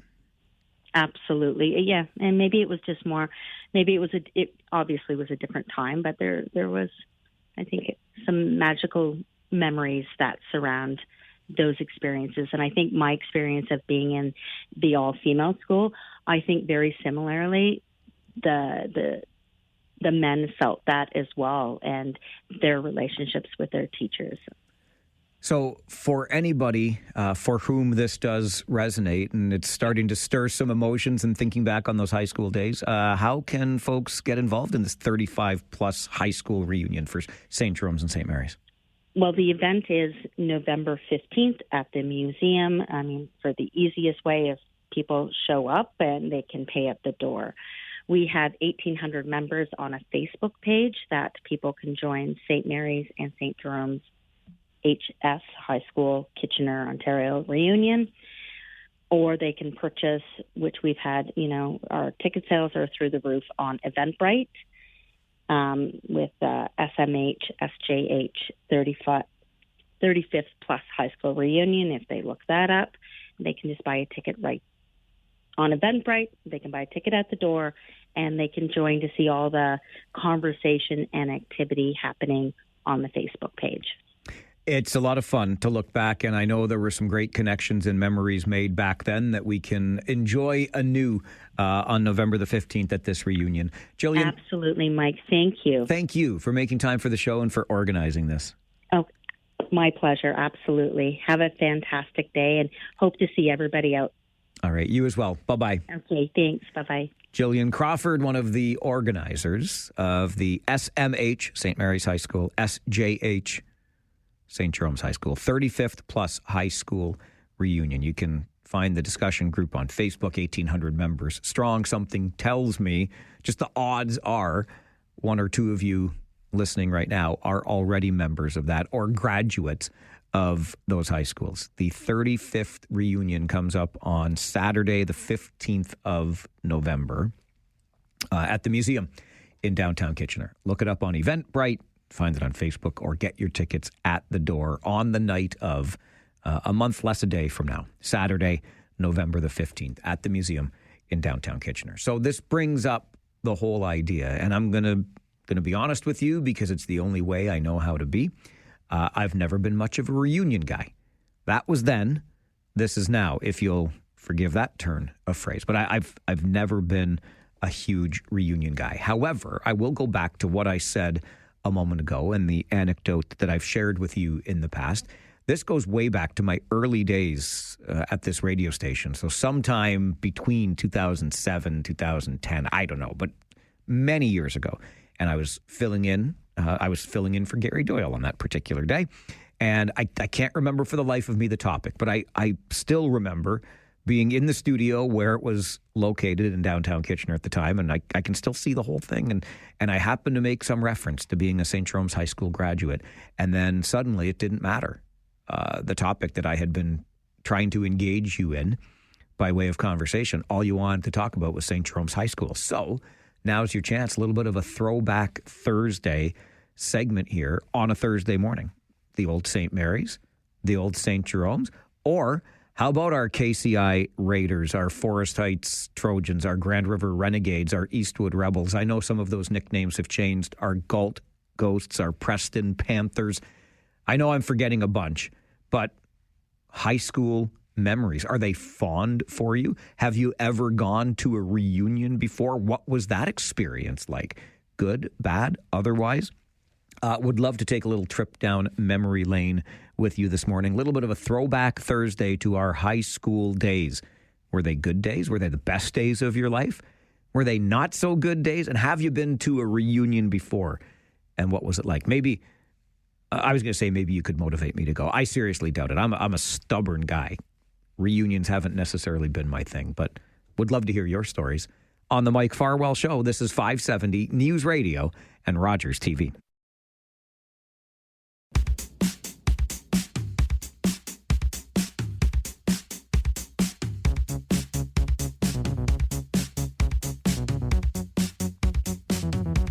Graduates of the former St. Jerome's and St. Mary's high schools in Kitchener are holding a 35-year reunion. Takes place on Saturday, the 15th of November at the museum in downtown Kitchener, and it brings to mind our high school days. How good or bad were they? Have you ever been to a reunion, and what was it like? Also, I'll just say this. St. Jerome's was the best high school in the land, and I will argue with you about that if you were from one of those other schools, he says, only somewhat in jest. 519-570-2545, star 570, 1-800-570-5715. Speaking with Jillian Crawford a moment ago, who's part of the organizing team bringing this 35th reunion to the community. And we reminisced about the uniforms we had to wear. I just was talking about our high school uniform yesterday. Gray slacks, pale blue, powder blue shirt. I was going to call it Ingo. Was it an Ingo sweater? I can't believe I just blanked on that. I think it was Ingo. Anyway, the navy sweater on top. I'm telling you, we were styling. And I used to rail against that darn thing. You had to pay for it, for starters. Had to wear the same thing every day. There's no opportunity to express yourself. But looking back, it was one of my favorite things. There was just never a decision. I'm a little bit embarrassed to admit how long I take to decide some days what I'm going to wear for the day. Today was one of those days, in fact. I usually use my snooze button time, the 9 minutes from the time my alarm goes off till the snooze alarm goes off, to decide, okay, when I get up, what am I going to put on today? What am I going to pull out of the closet? It's so weird. Anyway, I loved the whole, looking back, the whole uniform thing. But if I'm being honest with you, I didn't love high school. They were not the best days of my life. I had some great experiences, and I had some tremendous teachers. I really did. Dan Hutter and Alan Hoke jump to mind right now. Alan, Mr. Hoke, he's always going to be Mr. Hoke to me, but got me involved in drama and really helped me in more ways than being on stage for a couple of high school musicals. It was just like it was working or having the opportunity to be led by Mr. Hoke was huge for me. And then Mr. Hutter, who became Dan even not long after high school, but inspired in me a love for learning. And I could probably list a whole bunch more, but had such a great influence on me. And I still love interacting and crossing paths with them to this day and talking to them about our high school days. But generally, I'll remind you that my father was my high school principal, and that did not go over well for a 16 to 19-year-old kid, let me tell you, because when somebody at the school was in trouble with the administration, then the administration's son was in trouble with the person who was in trouble, if you know what I'm saying. So it wasn't the greatest experience. I don't blame anybody for that. I get it. You're upset because you're in trouble. You're going to take it out on somebody. Oh, conveniently, the short, goofy kid who's the son of the person who you're in trouble with, of course you're going to take it out on him. Just makes sense, doesn't it? Marianne is with us on the phone. Good morning, Marianne. Good morning. I just wanted to say that I was a St. Mary's High School student, and I graduated from there 65 years ago. Oh, my gosh, Marianne. Bless your heart. It was the best years, and I have to tell you, I was born on and raised on a little farm on Erbsville Road in the country, not used to the city at all. And my parents wanted me to go to St. Mary's High School. Now, there was a bus that went past our farm that went to KCI, but would not pick me up because our taxes did not go to KCI. So I had to board and live with my sister in Waterloo when I went to St. Mary's High School. The first day of school, I was so scared because I just wasn't used to an atmosphere like this. And I absolutely made so many friends. I had a wonderful 4 years at St. Mary's High School. I love to hear it. Marianne, thanks for calling and sharing that. Okay, bye-bye. Bye-bye. 65 years ago. I can only imagine how scary that was. It was scary enough for a kid from the city to be suddenly going to a school, and I'm talking about myself again, of more than 1,000 students. And of course, I think back on that Catholic high school experience. Of course, there were plenty of priests and nuns and brothers. Brother Ed, you best not cross him at St. Jerome's. And Father Mike was the principal when I first arrived at the school. My father took over for him not long after. But Father Mike was a tremendous influence on my life. And I still pay a visit to Father Mike's plaque in the North Bay Sports Hall of Fame when we go up there with the Kitchener Rangers, because Father Mike was tragically killed in a crash by a drunk driver and is remembered fondly. With good reason, I would say. Little trip down memory lane, thinking about our high school days as a 35th high school reunion for grads of St. Mary's and St. Jerome's coming up on November the 15th at the museum in downtown Kitchener. All right, I've got to get you to the 570 News Center for an update. And then it's Thursday morning, and Thursdays at 11:30, we do something called the Flipside. Take a break from the heavier stuff, although this might turn out to be a little bit on the heavy side, or maybe at least critical side. So I got this friend, you see, and I know we went through this a few weeks back. A friend of a friend outside of the city with the whole Chairgate, which I'll remind you of. But this friend I know lives in the region. I won't name him to protect his innocence, but I don't think he's innocent. He's doing something that, quite frankly, chafes my chaps. And you can help me out with this. Either I should continue being critical or I should just mind my own business, because I'm starting to struggle with it a bit. So I'll tell you what he's up to and why I don't like it, and then you tell me butt out or keep at him. The Flipside is coming up on the Mike Farwell Show. 570 News Radio and Rogers TV.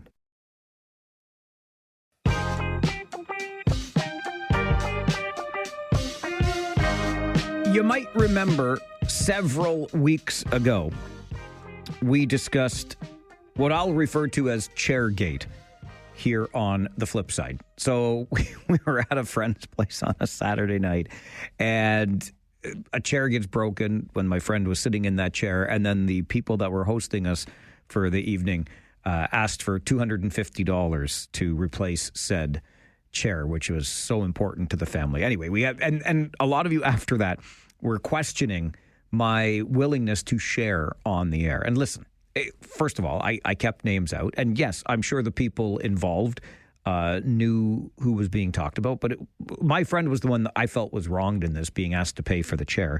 And we were out of town visiting somebody that was more their friend than ours. It was kind of like the friend of a friend thing. But anyway, I'm not sure the people who were demanding the money were paying attention on that particular day or knew that we talked about it. But as I said to you then, I live by this little motto. And in fact, I'm going to share this with you because I am an open book. I hung out with Angie Hill last night, who you know works at another radio station here in town and who I admire greatly for the work that she not only does today, but has done for many, many years in this community. And we were both judging at the So You Think You Can Tans event last night at the Alpine Club. And something came up in conversation over dinner, and Angie just looked at me and she said, you know what Farwell and I are thinking right now? That is show prep, because that's the motto that I live by, and clearly Angie does too. In this business, you look at the world a little bit differently. When something happens, you think, you know what? I'm going to bring that up on the air. Like the story I shared earlier today about the woman who parked in front of the fire hydrant that sits outside my house when she was parking to pick up her kiddies from school. These sorts of things, they just occur to you, and like, we're going to talk about that with our listeners. So I go by this motto: everything is show prep. So I talked about the Chairgate, and I remember you saying, I can't believe you would bring it up, and this is why I did. And I'm still going to keep the names out of this one. But I will promise you this, that the individual who is the subject of this very much lives in the region. I think, I'm pretty sure, even listens to the show at least once in a while. And frankly, I hope that's as far as I'm going to go with identification, but I hope he is listening right now and gets the message, because I'm pretty sure that I'm right. I'm pretty sure, but this is why I come to you, and you can help me decide, A, if I'm right, B, what I should do about it, or C, maybe I should just leave it alone. So this only goes back a couple of days, Tuesday night, and I see this. I'll call him a friend. He's a buddy for sure. We hang out. We chum around once in a while. We're not lifelong best friends, but we're definitely close enough acquaintances to have quaffed the occasional beer together. And he's been doing something for a while that really chafes my chaps. And he knows it does. And I kind of, when I give him the gears about it, I do it in a kind of fun way, I guess, like a slightly exaggerated way. I tell him bluntly that there's a special place in hell for people like him. And I don't really hope eternal damnation on the guy, but what he's doing, it gets my goat. And he knows this. And so when I saw him on Tuesday and he brought it up again, made reference to the thing that he's doing that chafes my chaps, he gets a big kick out of this. And that's kind of where we're at with it. But it's been eating away. So here is what he's doing. He has in his possession a handicap parking pass, which he does not need, but he still uses because, of course, those parking spots are very convenient to the entry to a building, and they're usually available, aren't they? So it's a great parking hack. He can go wherever he wants and get very convenient parking. He could show up late for something and still possibly get a parking spot because he's got this permit, which, in fairness, at a time, he certainly did need because he had some surgery done. And so he gets issued this permit. And, you know, when you're having some trouble getting around, absolutely. But I guess these permits their expiry dates are years, I guess, away down the road. And he no longer needs it, but he still makes use of it. And so when I see him, he gives me a hard time. He says, I almost had a hard time getting my parking spot tonight. I almost didn't get my parking spot. And I just give him the glare. I'm like, listen, I know what you mean by your parking spot. It's not your parking spot. What if somebody who really needs that parking spot is looking for it and you have taken it when you don't need it? This chafes my chaps. But is it right for me to get upset about this? I give him a hard time. I kind of only give him a hard time in fun. What am I going to do? Report him to the parking police? No. I think really the issue is with the issuance of the permit, right? It's got this expiry date well past the time he actually needed it. So maybe my beef should be with how these handicap parking permits are issued, right? That would be fair. And also maybe it's none of my ding-dang business. I should just keep my nose out of it. Or maybe I should just keep reminding him that there's a special place in HE double hockey sticks for people who behave like he behaves. I can only look at it through my own lens, whereby I promise you, unless I really, really needed it, I'm not going to be taking away the parking spot from somebody who might need it more than me. Even if I've got a cane or something like that, I'm going to make that hike if I can. But that's just the way I approach things. Again, he doesn't need the permit, but he has the permit. It's a legal permit, and he continues to use it. Should I keep giving him a hard time, or should I just butt out? Because the issue is not his issue. It's the issue of whoever it is issued the permit, or the fact that the permit is good for years after one actually needs it. When it expires, he sure as heck better not be able to renew it. So there's the story. I hope he's listening. I hope we can put him in his place, because I know I'm right about this, right? Am I right? Or should I just butt out? It's none of my business. I don't know why I waste energy on it. 519-570-2545. Star 570 and 1-800-570-5715. If somebody is using a handicap parking permit that they do not need, it's a legal permit, it's not yet expired, they're not taking it from their spouse's or sibling's car and using it for their own car when they go somewhere, it's their permit. They're using it even though they don't need it anymore. Do you call them on that behavior, or do you just throw up your hands and say, it's not my business, it's not my place, I didn't issue the permit? What do?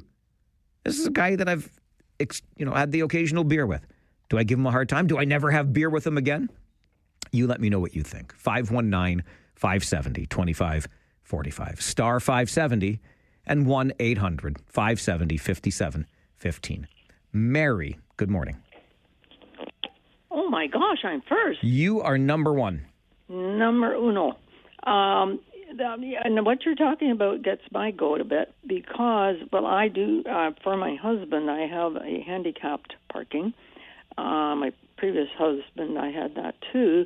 But what I see is I rarely see anybody checking them. But sometimes a lot of people, they go into that handicapped. They're not handicapped, but they're dropping off their wife to go into this grocery store to shop, and they're just sitting there waiting. That's not right. That's definitely not right.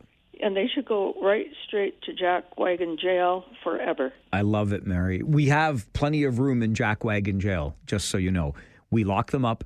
We throw away the key. There is no jail and bail. There is no revolving door in jackwagon jail. You go there, you stay there. And I think Mary is definitely onto something. What the other thing about this, though, is, when it comes to monitoring, what are we doing? Are we going to wait in the bushes to see if anybody parks in a handicap spot and then walks very capably out of their vehicle? This is the thing, right? That's why part of me wonders if I should just let it go.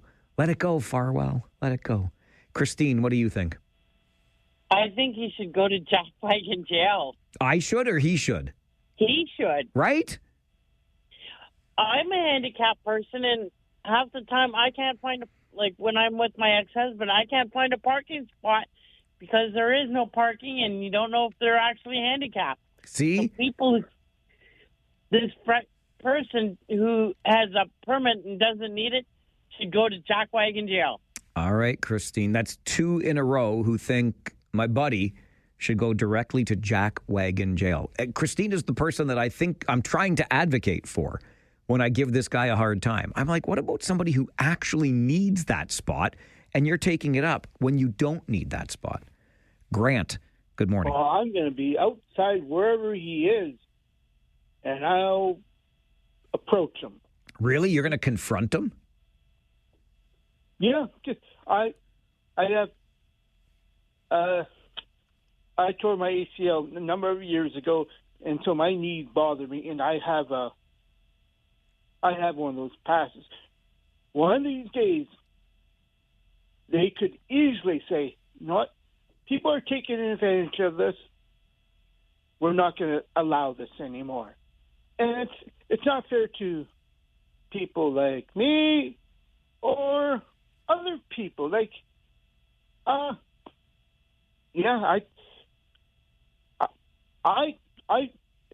if I'm his friend, I'm going to keep on him. All right. Well, I do intend on keeping on him. I promise you that. And since you brought up tearing your ACL and having the knee issue, I will also cop to this and be right up front with you about it. Many, many years ago, I was still a teenager when I wrecked my knee, and I wrecked it but good.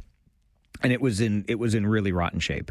And I didn't get surgery until many, many, many years later. But in the meantime, between time, I had a really mucked up knee, and I had re-aggravated it on a job one time through my late teens or early 20s, and ended up on a WSIB claim, which was 100% legit, at least in the early days. But I confess to going to doctors, and I took the doctors at their word. If I didn't have the full mobility, I didn't have this, I didn't have that, the structural integrity of my knee, et cetera. So they kept, I stayed on WSIB for many, many months.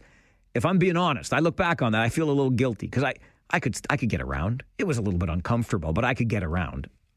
I guess they were taking an abundance of caution. But I feel like I gamed the system a little bit back then. I'm just being honest with you. Please, WSIB, don't come back and ask for that money from when I was like 19 and 20 years old. But anyway, I feel like I could have gone back to work. But when the doctors were continuing to give me the notes to say, no, this guy's knee isn't good enough to do his physical job, I just said, okay. I sat home and ate bonbons and watched soap operas.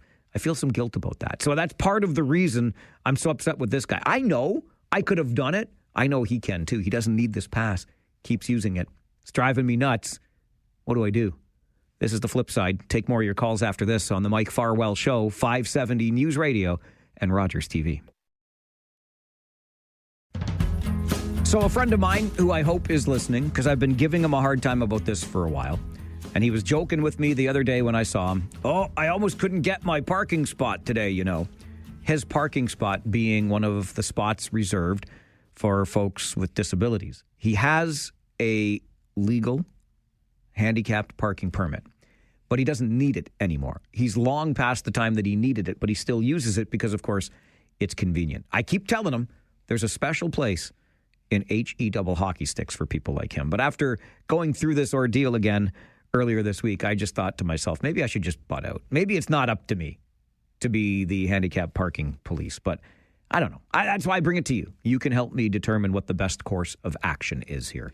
Back to the phones. Chris, good morning. Good morning. How are you? Good, thank you. Great. I got a couple of points here. The first of all is that if this guy's a friend of yours, which it sounds like he is, that friends help friends out, especially when they're making mistakes. So I think you're doing the right thing that way. And I just want to read something from the back of my wife has a permit. Okay. It says this permit is valid when used only by the person to whom it is issued. If the holder of this permit is deceased or no longer has a disability, a disability, the permit expires immediately and must be returned to Service Ontario. Ah, interesting. Yeah, and it also says is that if you don't live by these rules, that the maximum fine is $5,000. Chris, I really appreciate that. Yeah. Thank you. So you know what? I'm going to remind him of that then, because he doesn't need it. He knows he doesn't need it anymore. He thinks this is a game, which I think I've kind of turned it into. But I might put my foot down here. Jim, good morning. Hey, good morning. How are you? Good, thanks. How are you? Not too bad. Good. I obviously don't agree with your friend at all there. I just want to mention we were saying earlier about, hiding in the bushes, coming out and catching these people. It's a little tough because there's so many reasons why you can get these things, right? That's a very good point. I don't have one. I have a daughter with a hearing disability, but it is a registered disability. If we wanted to get one, we could. But I mean, for cases like that, it's they want them closer to the doors and stuff like that, where it's a little easier for them, so they're not hearing traffic as well as others.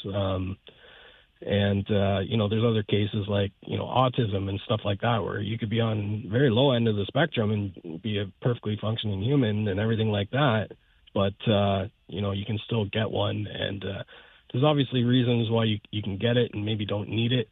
But when you see somebody walk out of a car from a handicap spot, it's not necessarily like a disability that they can't walk, right? There's lots of reasons to get these things. Jim, really appreciate that. That's an excellent point and an excellent reminder. It's not always so visible.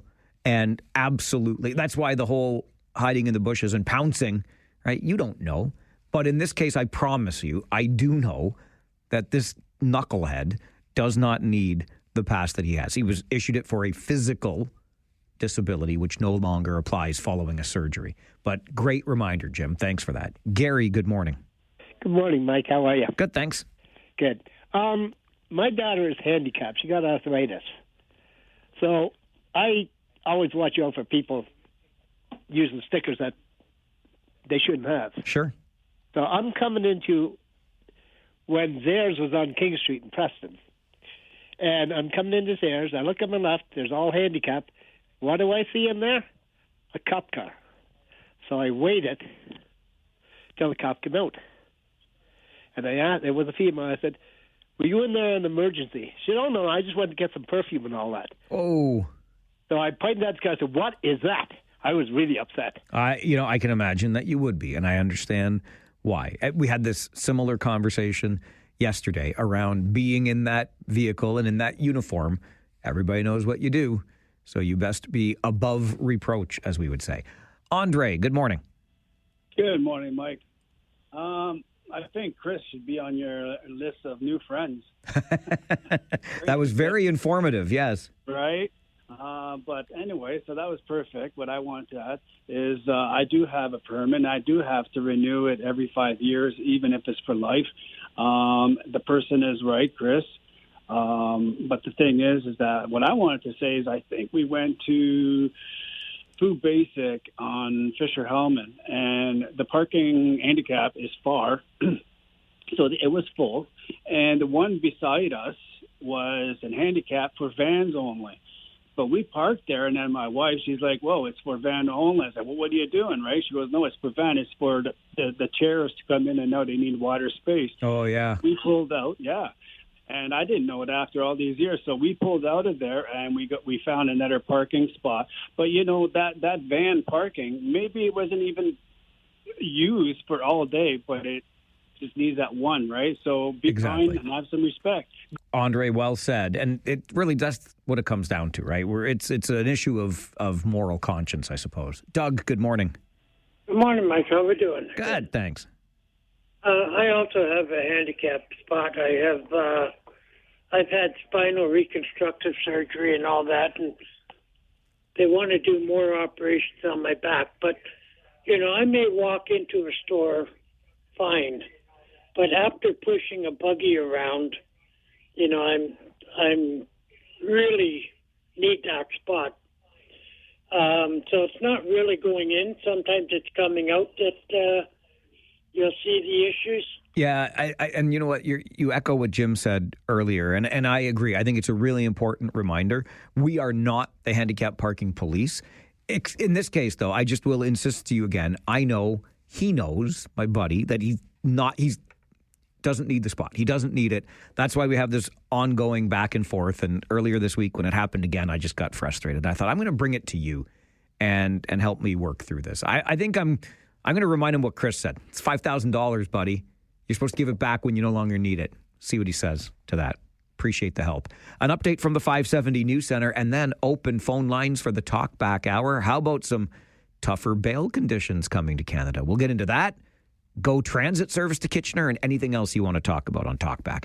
The Mike Farwell Show, 570 News Radio and Rogers TV. Take out the papers and the trash, or you don't get no spending cash. If you don't scrub that kitchen floor, you ain't gonna rock and roll no more. Yakety yak. Don't talk back. Just finish cleaning up your room. Let's see that dust fly with that broom. Get all that garbage out of sight, or you don't go out Friday night. Yakety yak. Don't talk back. It is your daily Talkback Hour here on the show, where we open the phone lines and get the chance to hear directly from you. Conversations today included the ongoing drama at Cambridge City Council, where councillors have decided that one of their own should attend sensitivity training sometime in the next 3 months. That was the penalty, if you will, for posting an insensitive, some described as homophobic meme to their Facebook page back last winter. An Integrity Commission report. The commissioner himself decided that the penalty should be 10 days pay, but council said, nope, the penalty, financial penalty, won't have as much meaning as some sensitivity training to help with an attitude adjustment, to paraphrase. And I thought Louisa D'Amato had a very good or interesting argument in today's Waterloo Region Record, saying, what are we talking about here? Groupthink? Are we not allowed to state our point of view, no matter how offensive or controversial it may be? At least in doing that, we have the opportunity to know what this person feels, the things that they think, the things that they stand for when we vote for them in the next municipal election or not. So interesting, to say the very least. And how about what Prime Minister Carney, we're getting some hints just in the last half hour or so about some tougher bail and sentencing rules, which will be introduced next week. According to what we're hearing from the new legislation, it will no longer be up to prosecution to prove why someone should stay behind bars. It's going to be up to the accused to prove to the court why they can be trusted to be released. And we heard from Regional Police Chief Mark Crowell when he joined us for Ask the Chief earlier this week that he seems to think some more electronic monitoring, like ankle bracelets, for example, will be coming into effect. We might be hearing that with the sentencing rules introduced next week, but some tougher talk anyway around dealing with people accused of or convicted of crimes. Maybe you want to weigh in on that. We'll get right to the phones, though, because they're already busy. Mohammed, please start us off. Good afternoon. Hey, good afternoon, Mike. It's number 34, but don't say my name. Wait, why?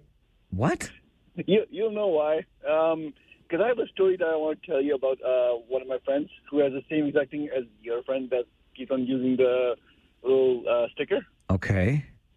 So my friend is using a handicap parking permit when he's not. Right. Yeah, he doesn't need it anymore.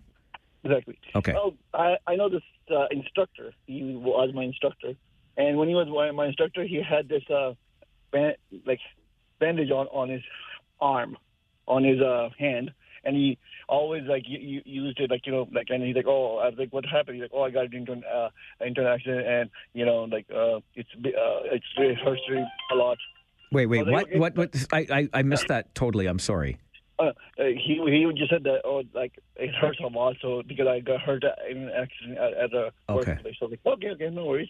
So he kept it on. And I still saw him after 7 years.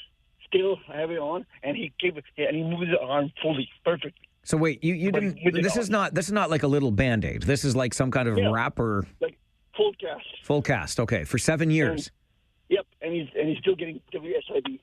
Oh, I see.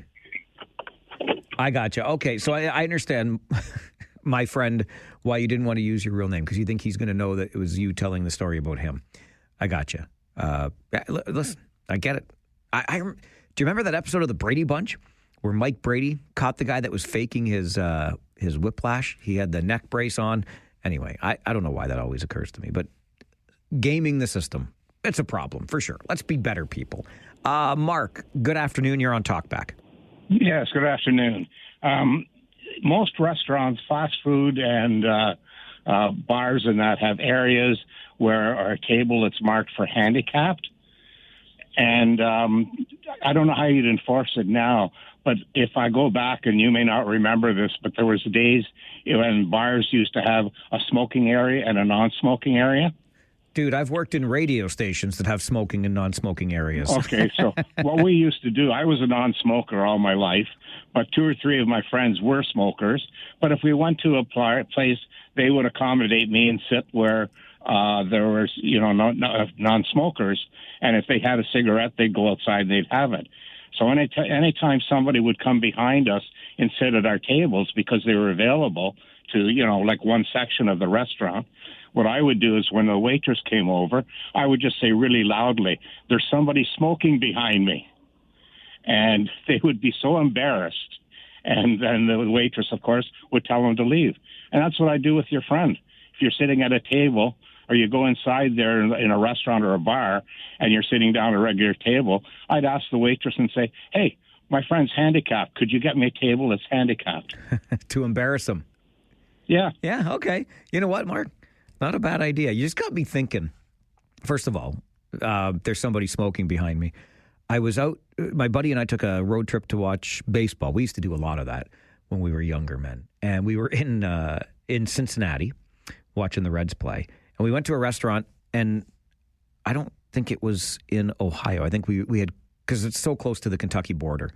And we're sitting at this restaurant, and all of a sudden I'm like I could smell something. I'm like, is somebody smoking? He's like, "No, it's Ohio. There's smoking bylaws here too." But we had crossed into Kentucky, and sure enough, you look at the table, and there was a little sign indicating that smoking was permitted. And just because Mark brought it up, smoking sections, and I said I've worked in radio stations where there were designated smoking areas. My favorite, it just brought right back to my memory.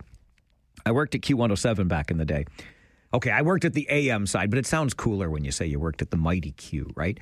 Anyway, I was on AM 640, but we shared the building with Q107. And I was much younger man, and a long time ago, and it was the first, it felt like it was as glamorous as you would think radio could be, to be honest with you. Like even when you walked into the reception area, it was unreal. People's big, huge 8x10 black and white headshots on the wall. Mine got up on the wall too. My beloved still insists that we keep it. It's the most embarrassing thing for me. But anyway, we had like all the cool announcers back in the day lining the walls, big reception area, blah, blah, blah. And the lounge where we got to hang out and eat lunch or just hang out. There was a pool table. It was incredible. And there was the smoking room. Like it was a glassed-in room sectioned off from the rest of the lounge/lunchroom. And of course, as the non-smoker, you'd go up there. First of all, the door to the smoking area would open, and it would be like the back of the Scooby-Doo van with the puffs of smoke coming out. But also, there was a perennial cloud hanging over that room. Like if I was a smoker back then, me being me, as cheap as I am, I would never buy a cigarette. I'd just go in there and breathe. I wouldn't need my own cigarette. Come on with your coming on. Anyway. Thanks for that little trip down this little diversion, this little stream of consciousness tangent brought to you by Mark's call a moment ago. Next to Preston Paul, Farwell's Force member number 45. Good afternoon. You're on Talkback. Good afternoon, Mike. Got a couple of things. Yes, sir. First, your so-called friend should be in Jack Wagon for the rest of his life. Okay. I couldn't do it. The guilt would just eat me right up. I feel that same way. That's why I can't understand why he does this. Yeah. And I want to know if your head's going to explode tonight with the Leafs, the Jays, and your Steelers playing tonight. Paul, thank you for recognizing the conflict that I face today. Well, how am I going to? I can't do 3 games at once. No, but you get rid of the Leafs. It's early. I'm not getting rid of my Leafs. Easy now. Yeah, well, it's early, Mike. And the Rangers, they score lots of goals when they're away, but they can't score when they're at home. So. I love it. Listen, I can tell you, I've already made the decision. I've reconciled this with my sporting soul. The Blue Jays have my heart right now. They're number one, so I'll be following them most closely and then going back and forth on the others. That's what's great about the review button. Quickly, bang, go back and have a look. Okay, nailed it. The other one. That's what I'm going to be doing tonight. All right, Paul. Thanks for the call. You have a great one. You too. Great to hear from you. It's tough sometimes being a sports fan, right? But the good news is I'll get a full period of Leafs in before Blue Jays or Steelers even start. And, life is good. Trust me. And I mean this sincerely. Life is good for Mike Farwell, as I just refer to myself in the third person. But I got it good in this world. I really do. And I know that I do. Tough decision tonight. Which of your favorite sports teams will you watch? Chris, good afternoon. Hey, Mike. How's it going? Hey, it's going well. How's it going with you? I'm all right. I got two things I wanted to say. I agree with you. Your friend should have to give up his ticket so he doesn't have to park in that spot anymore. Yep. I'm actually shocked that the once you get cleared from a doctor, if they don't make the expiry date a little sooner or just take it away completely because you've been cleared, right? Yeah, and that's the thing where I'm wondering, is my beef really with my buddy, or is it with the issuance of these passes that last for years, long after you need them? And maybe it's both, but... Yeah, no, that makes sense. And the second thing I wanted to say, you actually got me a little bit peeved earlier when you said that you cut your grass and throw the clippings on the road. I'm an avid motorcycle driver, and that gets pretty slick sometimes. So I'm a rider too, and I get it. I mean, it's not like it's all, but yeah, listen, if you ride past my place, beware, because in the gutter and a few feet from it, the grass clippings go out there. I'm sorry. It is actually against the law to push anything on the road, whether it be snow, ice, grass, leaves. I know.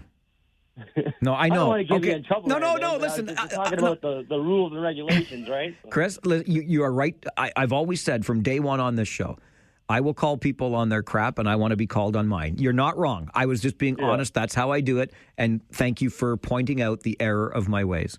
No, that's all good. I just wanted to say my 2 cents. I'm an avid listener, never called in. I thought I'd give my shot today. I appreciate you doing so. I hope to hear from you again.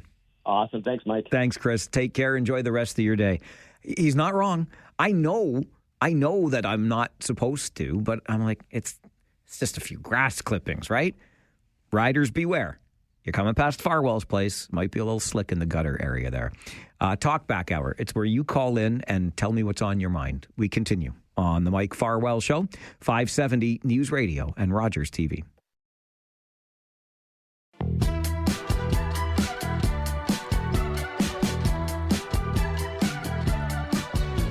It is a busy day on the phones today. And on that note, just real quick, one of our phone lines is having a bad day. I don't know why it is. So if you call and it just rings and rings, we're not ignoring you, I promise. But one of our phone lines is, I don't know what it's doing. I don't know phone lines. But I can tell you it's not working. So please be patient with us and try again. We'll get you on the air just as fast as possible, I promise. So I'm going to get right back to the phones because they are busy. And with one line down, I want to keep them open for you as we go along with Talkback here today. Jason, you're next. Good afternoon. Mikey, hopefully nobody from Bylaw is listening to you talk Jason? about how you dump your grass on the road. No, I didn't dump it. It's just that's where the chute. How can I control where it blows, Jason? Come on. Do you not have a mulcher on the bottom of your lawnmower? Well, yeah, but then I have to bag it. I don't want to bag it.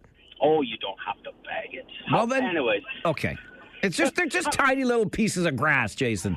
How many TVs do you have in your house? How many TVs do I have in my house? 2. Well, you have a football game on one and have a baseball game on the other. Yeah, but one TV's upstairs, one TV's downstairs. How's my fat ass going to get back and forth between the two? Well, you carry one up or carry one down. Look, we can have all the excuses we want in the world. Every game is important in the NFL. Tonight's an important game in Major League Baseball, so I don't know, man. It's not that tough. Not that hard to make that decision. But go Jays, go Steelers. Okay, hang on a second. I noticed you talked about 2 TVs. You completely left out my Leafs. Why do you want to do that to me? Well, they start earlier, right? Yes, they do. So you can catch the probably first and a half, maybe 2 periods, and then you move on over. Or you can listen to Joe Bowen on 570. Ooh, now you're talking my language, buddy. I like it. Have a great day, Mike. You too, Jay. Appreciate it. I know I'm not supposed to blow the grass out onto the road. It's not a lot of grass. I keep the lawn pretty tidy, but I get... Now, you see what you did, Chris? You ding-dang first-time caller? get me in hot water. Bylaw's going to... I'll tell you what, Bylaw, when you come by, don't forget your ticket machine for the person that parks in front of the fire hydrant every day. Come on with your coming on. I will reconsider my mowing ways. I'm not promising I'll change because I'm old and stubborn, but I will reconsider where those shavings of grass get blown to. I ain't the only one. It doesn't matter. If everybody's doing it, doesn't make it right for me to do it too. We'll just go to Walter next, and I'll try to get myself out of trouble. Hi, Walter. How are you today, Mike? I'm great. I'm just great. How are you today? I'm doing okay, my friend. Good. Listen, I had to call in when I heard you talking about Q107. Okay. Now I'm curious. How well did you know the champ? Are you joking with me right now? No. Incredibly well. Incredibly well. Because I used to love that guy. Of course you did. So a flurry to the solar plexus. Yeah. Hey, the champ? Ever since I've been known as the champ. Oh, my gosh, Walter, how far back do you want to go? How many stories do you want to tell? Well, that's what I was calling in. Like, have you got a good story about the champ? Other than him being the champ? I don't know what kind of story you want to have. He was great. Well, I thought maybe that you took one to the solar plex or something off him or something. I didn't cross the champ. Never. Oh, okay, buddy. I'll let you go, and we're rooting for the Jays. All right, Walter. Yes, we are. And I just will say again. Look, I'm not trying to count chickens before they're hatched, but I told you so yesterday. I said, just hang in there. If the Blue Jays find that offense, and I'm confident that they will. They found it last night. They have to find it again tonight. Just quickly back to the Q107 days. My ultimate, one of my favorite claims to fame, and I do believe this is close to actual fame, is I was working, as I said, on the AM side, AM 640, in the same building as Q107. We were at Yonge and Norton in Toronto, just north of the 401, Yonge and Shepherd area. And because I was on the AM side in the newsroom, one time, this was back so long ago, and this is why I would never cross the champ. I mean, I was such a young, starry-eyed radio broadcaster. Anyway, we were carrying the Howard Stern show on Q at the time. And one morning, because the regular anchor was sick, me, did the morning news during the Howard Stern show. I did that. It's one of my favorite stories from my history in radio. Think I ever saved a tape of it? Of Howard Stern saying Mike Farwell. Well, he didn't say that. It was syndicated. But I got to do the news breaks during the Howard Stern show. More people probably heard me that day than have heard me since in all of my time on the air. Anyway, it was fun. That's my little story about that. Mike, you're on Talkback. Good afternoon. Good afternoon. Your buddy with the parking pass. Yeah, buddy. Inside, yeah, we all agree he's a jackwagon. Yep. But I think you've said your opinion enough. It might be wise just to let it go. Unless he's a really good friend, then have an actual confrontation instead of just the joking. Move to something serious. When you say an actual confrontation, yes. Like what do you mean? Well, when you actually look him in the eye and say, can we talk about this? Instead of just, banter back and forth. You're actually addressing the issue rather than sidestepping it like you have been, right? Yeah, you know what? You nailed it. That's why, and honestly, I noticed myself sidestepping it again, having this laugh, ha-ha. Yep. I know he does it just to get a rise out of me, and that's why I asked today. I think you're onto something, Mike. But you're playing with it, and so you can stop playing with it now. Okay. So second thing, your grass clippings for fun. Uh-huh. I mow my grass clippings on the road as well. However, I never leave them there. I take my mower and go along the curb on the concrete just to blow back towards the grass, or my leaf blower. So you can do that, and you're fine. All right, but hang on a second now. I got to call you on a leaf blower, Mike. Those things are the worst. Come on. I have a battery-powered one. Buddy. Doesn't matter. I don't care. Yes, it does. Why? No, you, because you're dealing with a gas one. That's what your hype is. So stick to your topic, or you're going to spread it too thin. All right, fine. Hey, Mike, why you got to be so right all the time? Don't ever call my show again and be right like this. Number 23 is wrong? Oh, is that how it's going to be now? No, I'm having fun with you now. We're going to kick you right out of Farwell's force, buddy. One day I want to have a beer with you. I look forward to it. Thanks. All right, bye. I sometimes do, because sometimes when I'm blowing the grass clippings out onto the road, they go so far that I do feel the guilt. And I take my machine out there and blow them back closer to the curb. But I will never, and mark my words on this, never will I ever own a leaf blower. Battery powered or otherwise. You have a special place in HE double hockey sticks too if you use one of those things. It's called a rake, people. And it doesn't make so much all-fired noise. Leaf blowers. Don't even get me started. Talkback, Farwell Show. 570 News Radio, Rogers TV. It is a busy day for Talkback. We'll get right back to the phones. Terry, good afternoon. Hey, good afternoon, Mike. I've been trying to get through for the last couple of days, and you mentioned a few minutes ago about your phone line being down. We got it fixed. Everything's fixed. No, but was it working earlier this week? No, it was working as of about 15 minutes ago. Yeah, because I thought, wow, this... It's all good now, Terry, so let's not waste time on it. Get to your point, because other callers want to get through. Okay. My point, and I was going to call 2 days ago about this, your friend there on Friday, Alex, he went on for 8 minutes, which I find laughable because I don't know Alex from you say this as your name, the sleeper. I don't know him from my elbow.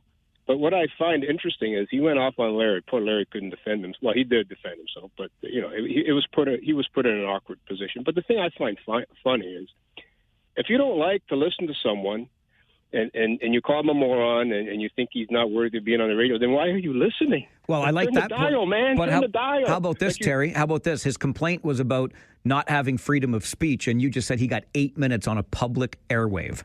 Exactly. Like, when you do things like that, like I said, I don't know Alex from my elbow, but you come across as a first-class ass. Ooh. Thank you, Mike. Thanks for listening. All right, Terry. You got to the point on that one in a hurry, didn't you?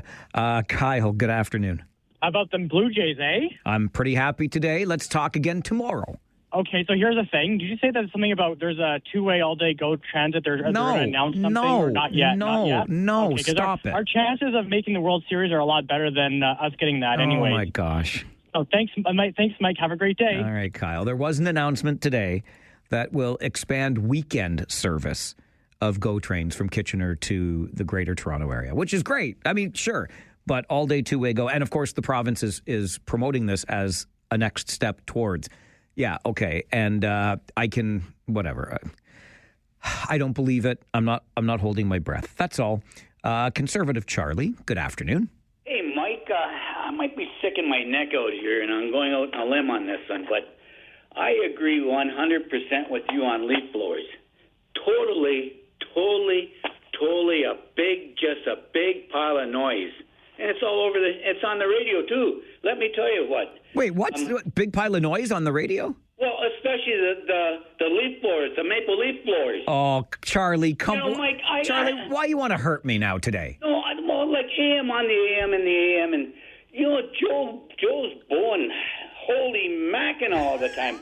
What a bunch that's noise too, Mike. That's pollution. Holy mackerel!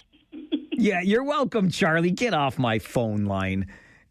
When the Leafs win, usually the greatest hockey player in the world scores, and I get to play a little AM, Austin Matthews, that's his initials, on AM radio, which is what you're listening to, on AM or in the AM, morning part of the day. That's how we start our show. That's how we celebrate Leafs wins. And just one more time for Charlie.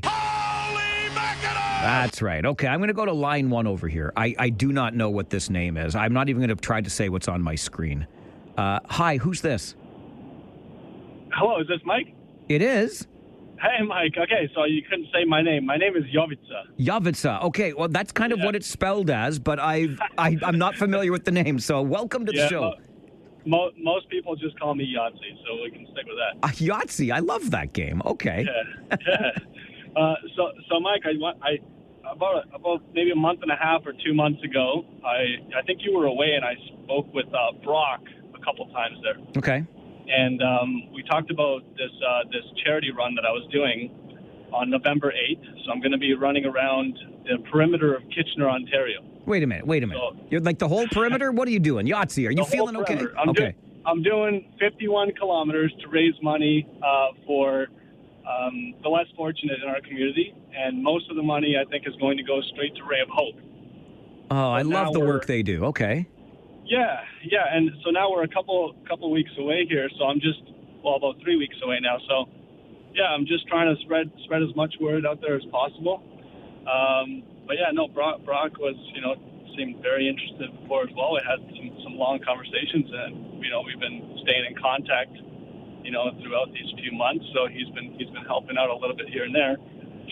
But yeah, no, I just wanted to bring some more awareness and if there's anything that you guys could do, I mean, even just being on the radio like this, I think is going to help too. So.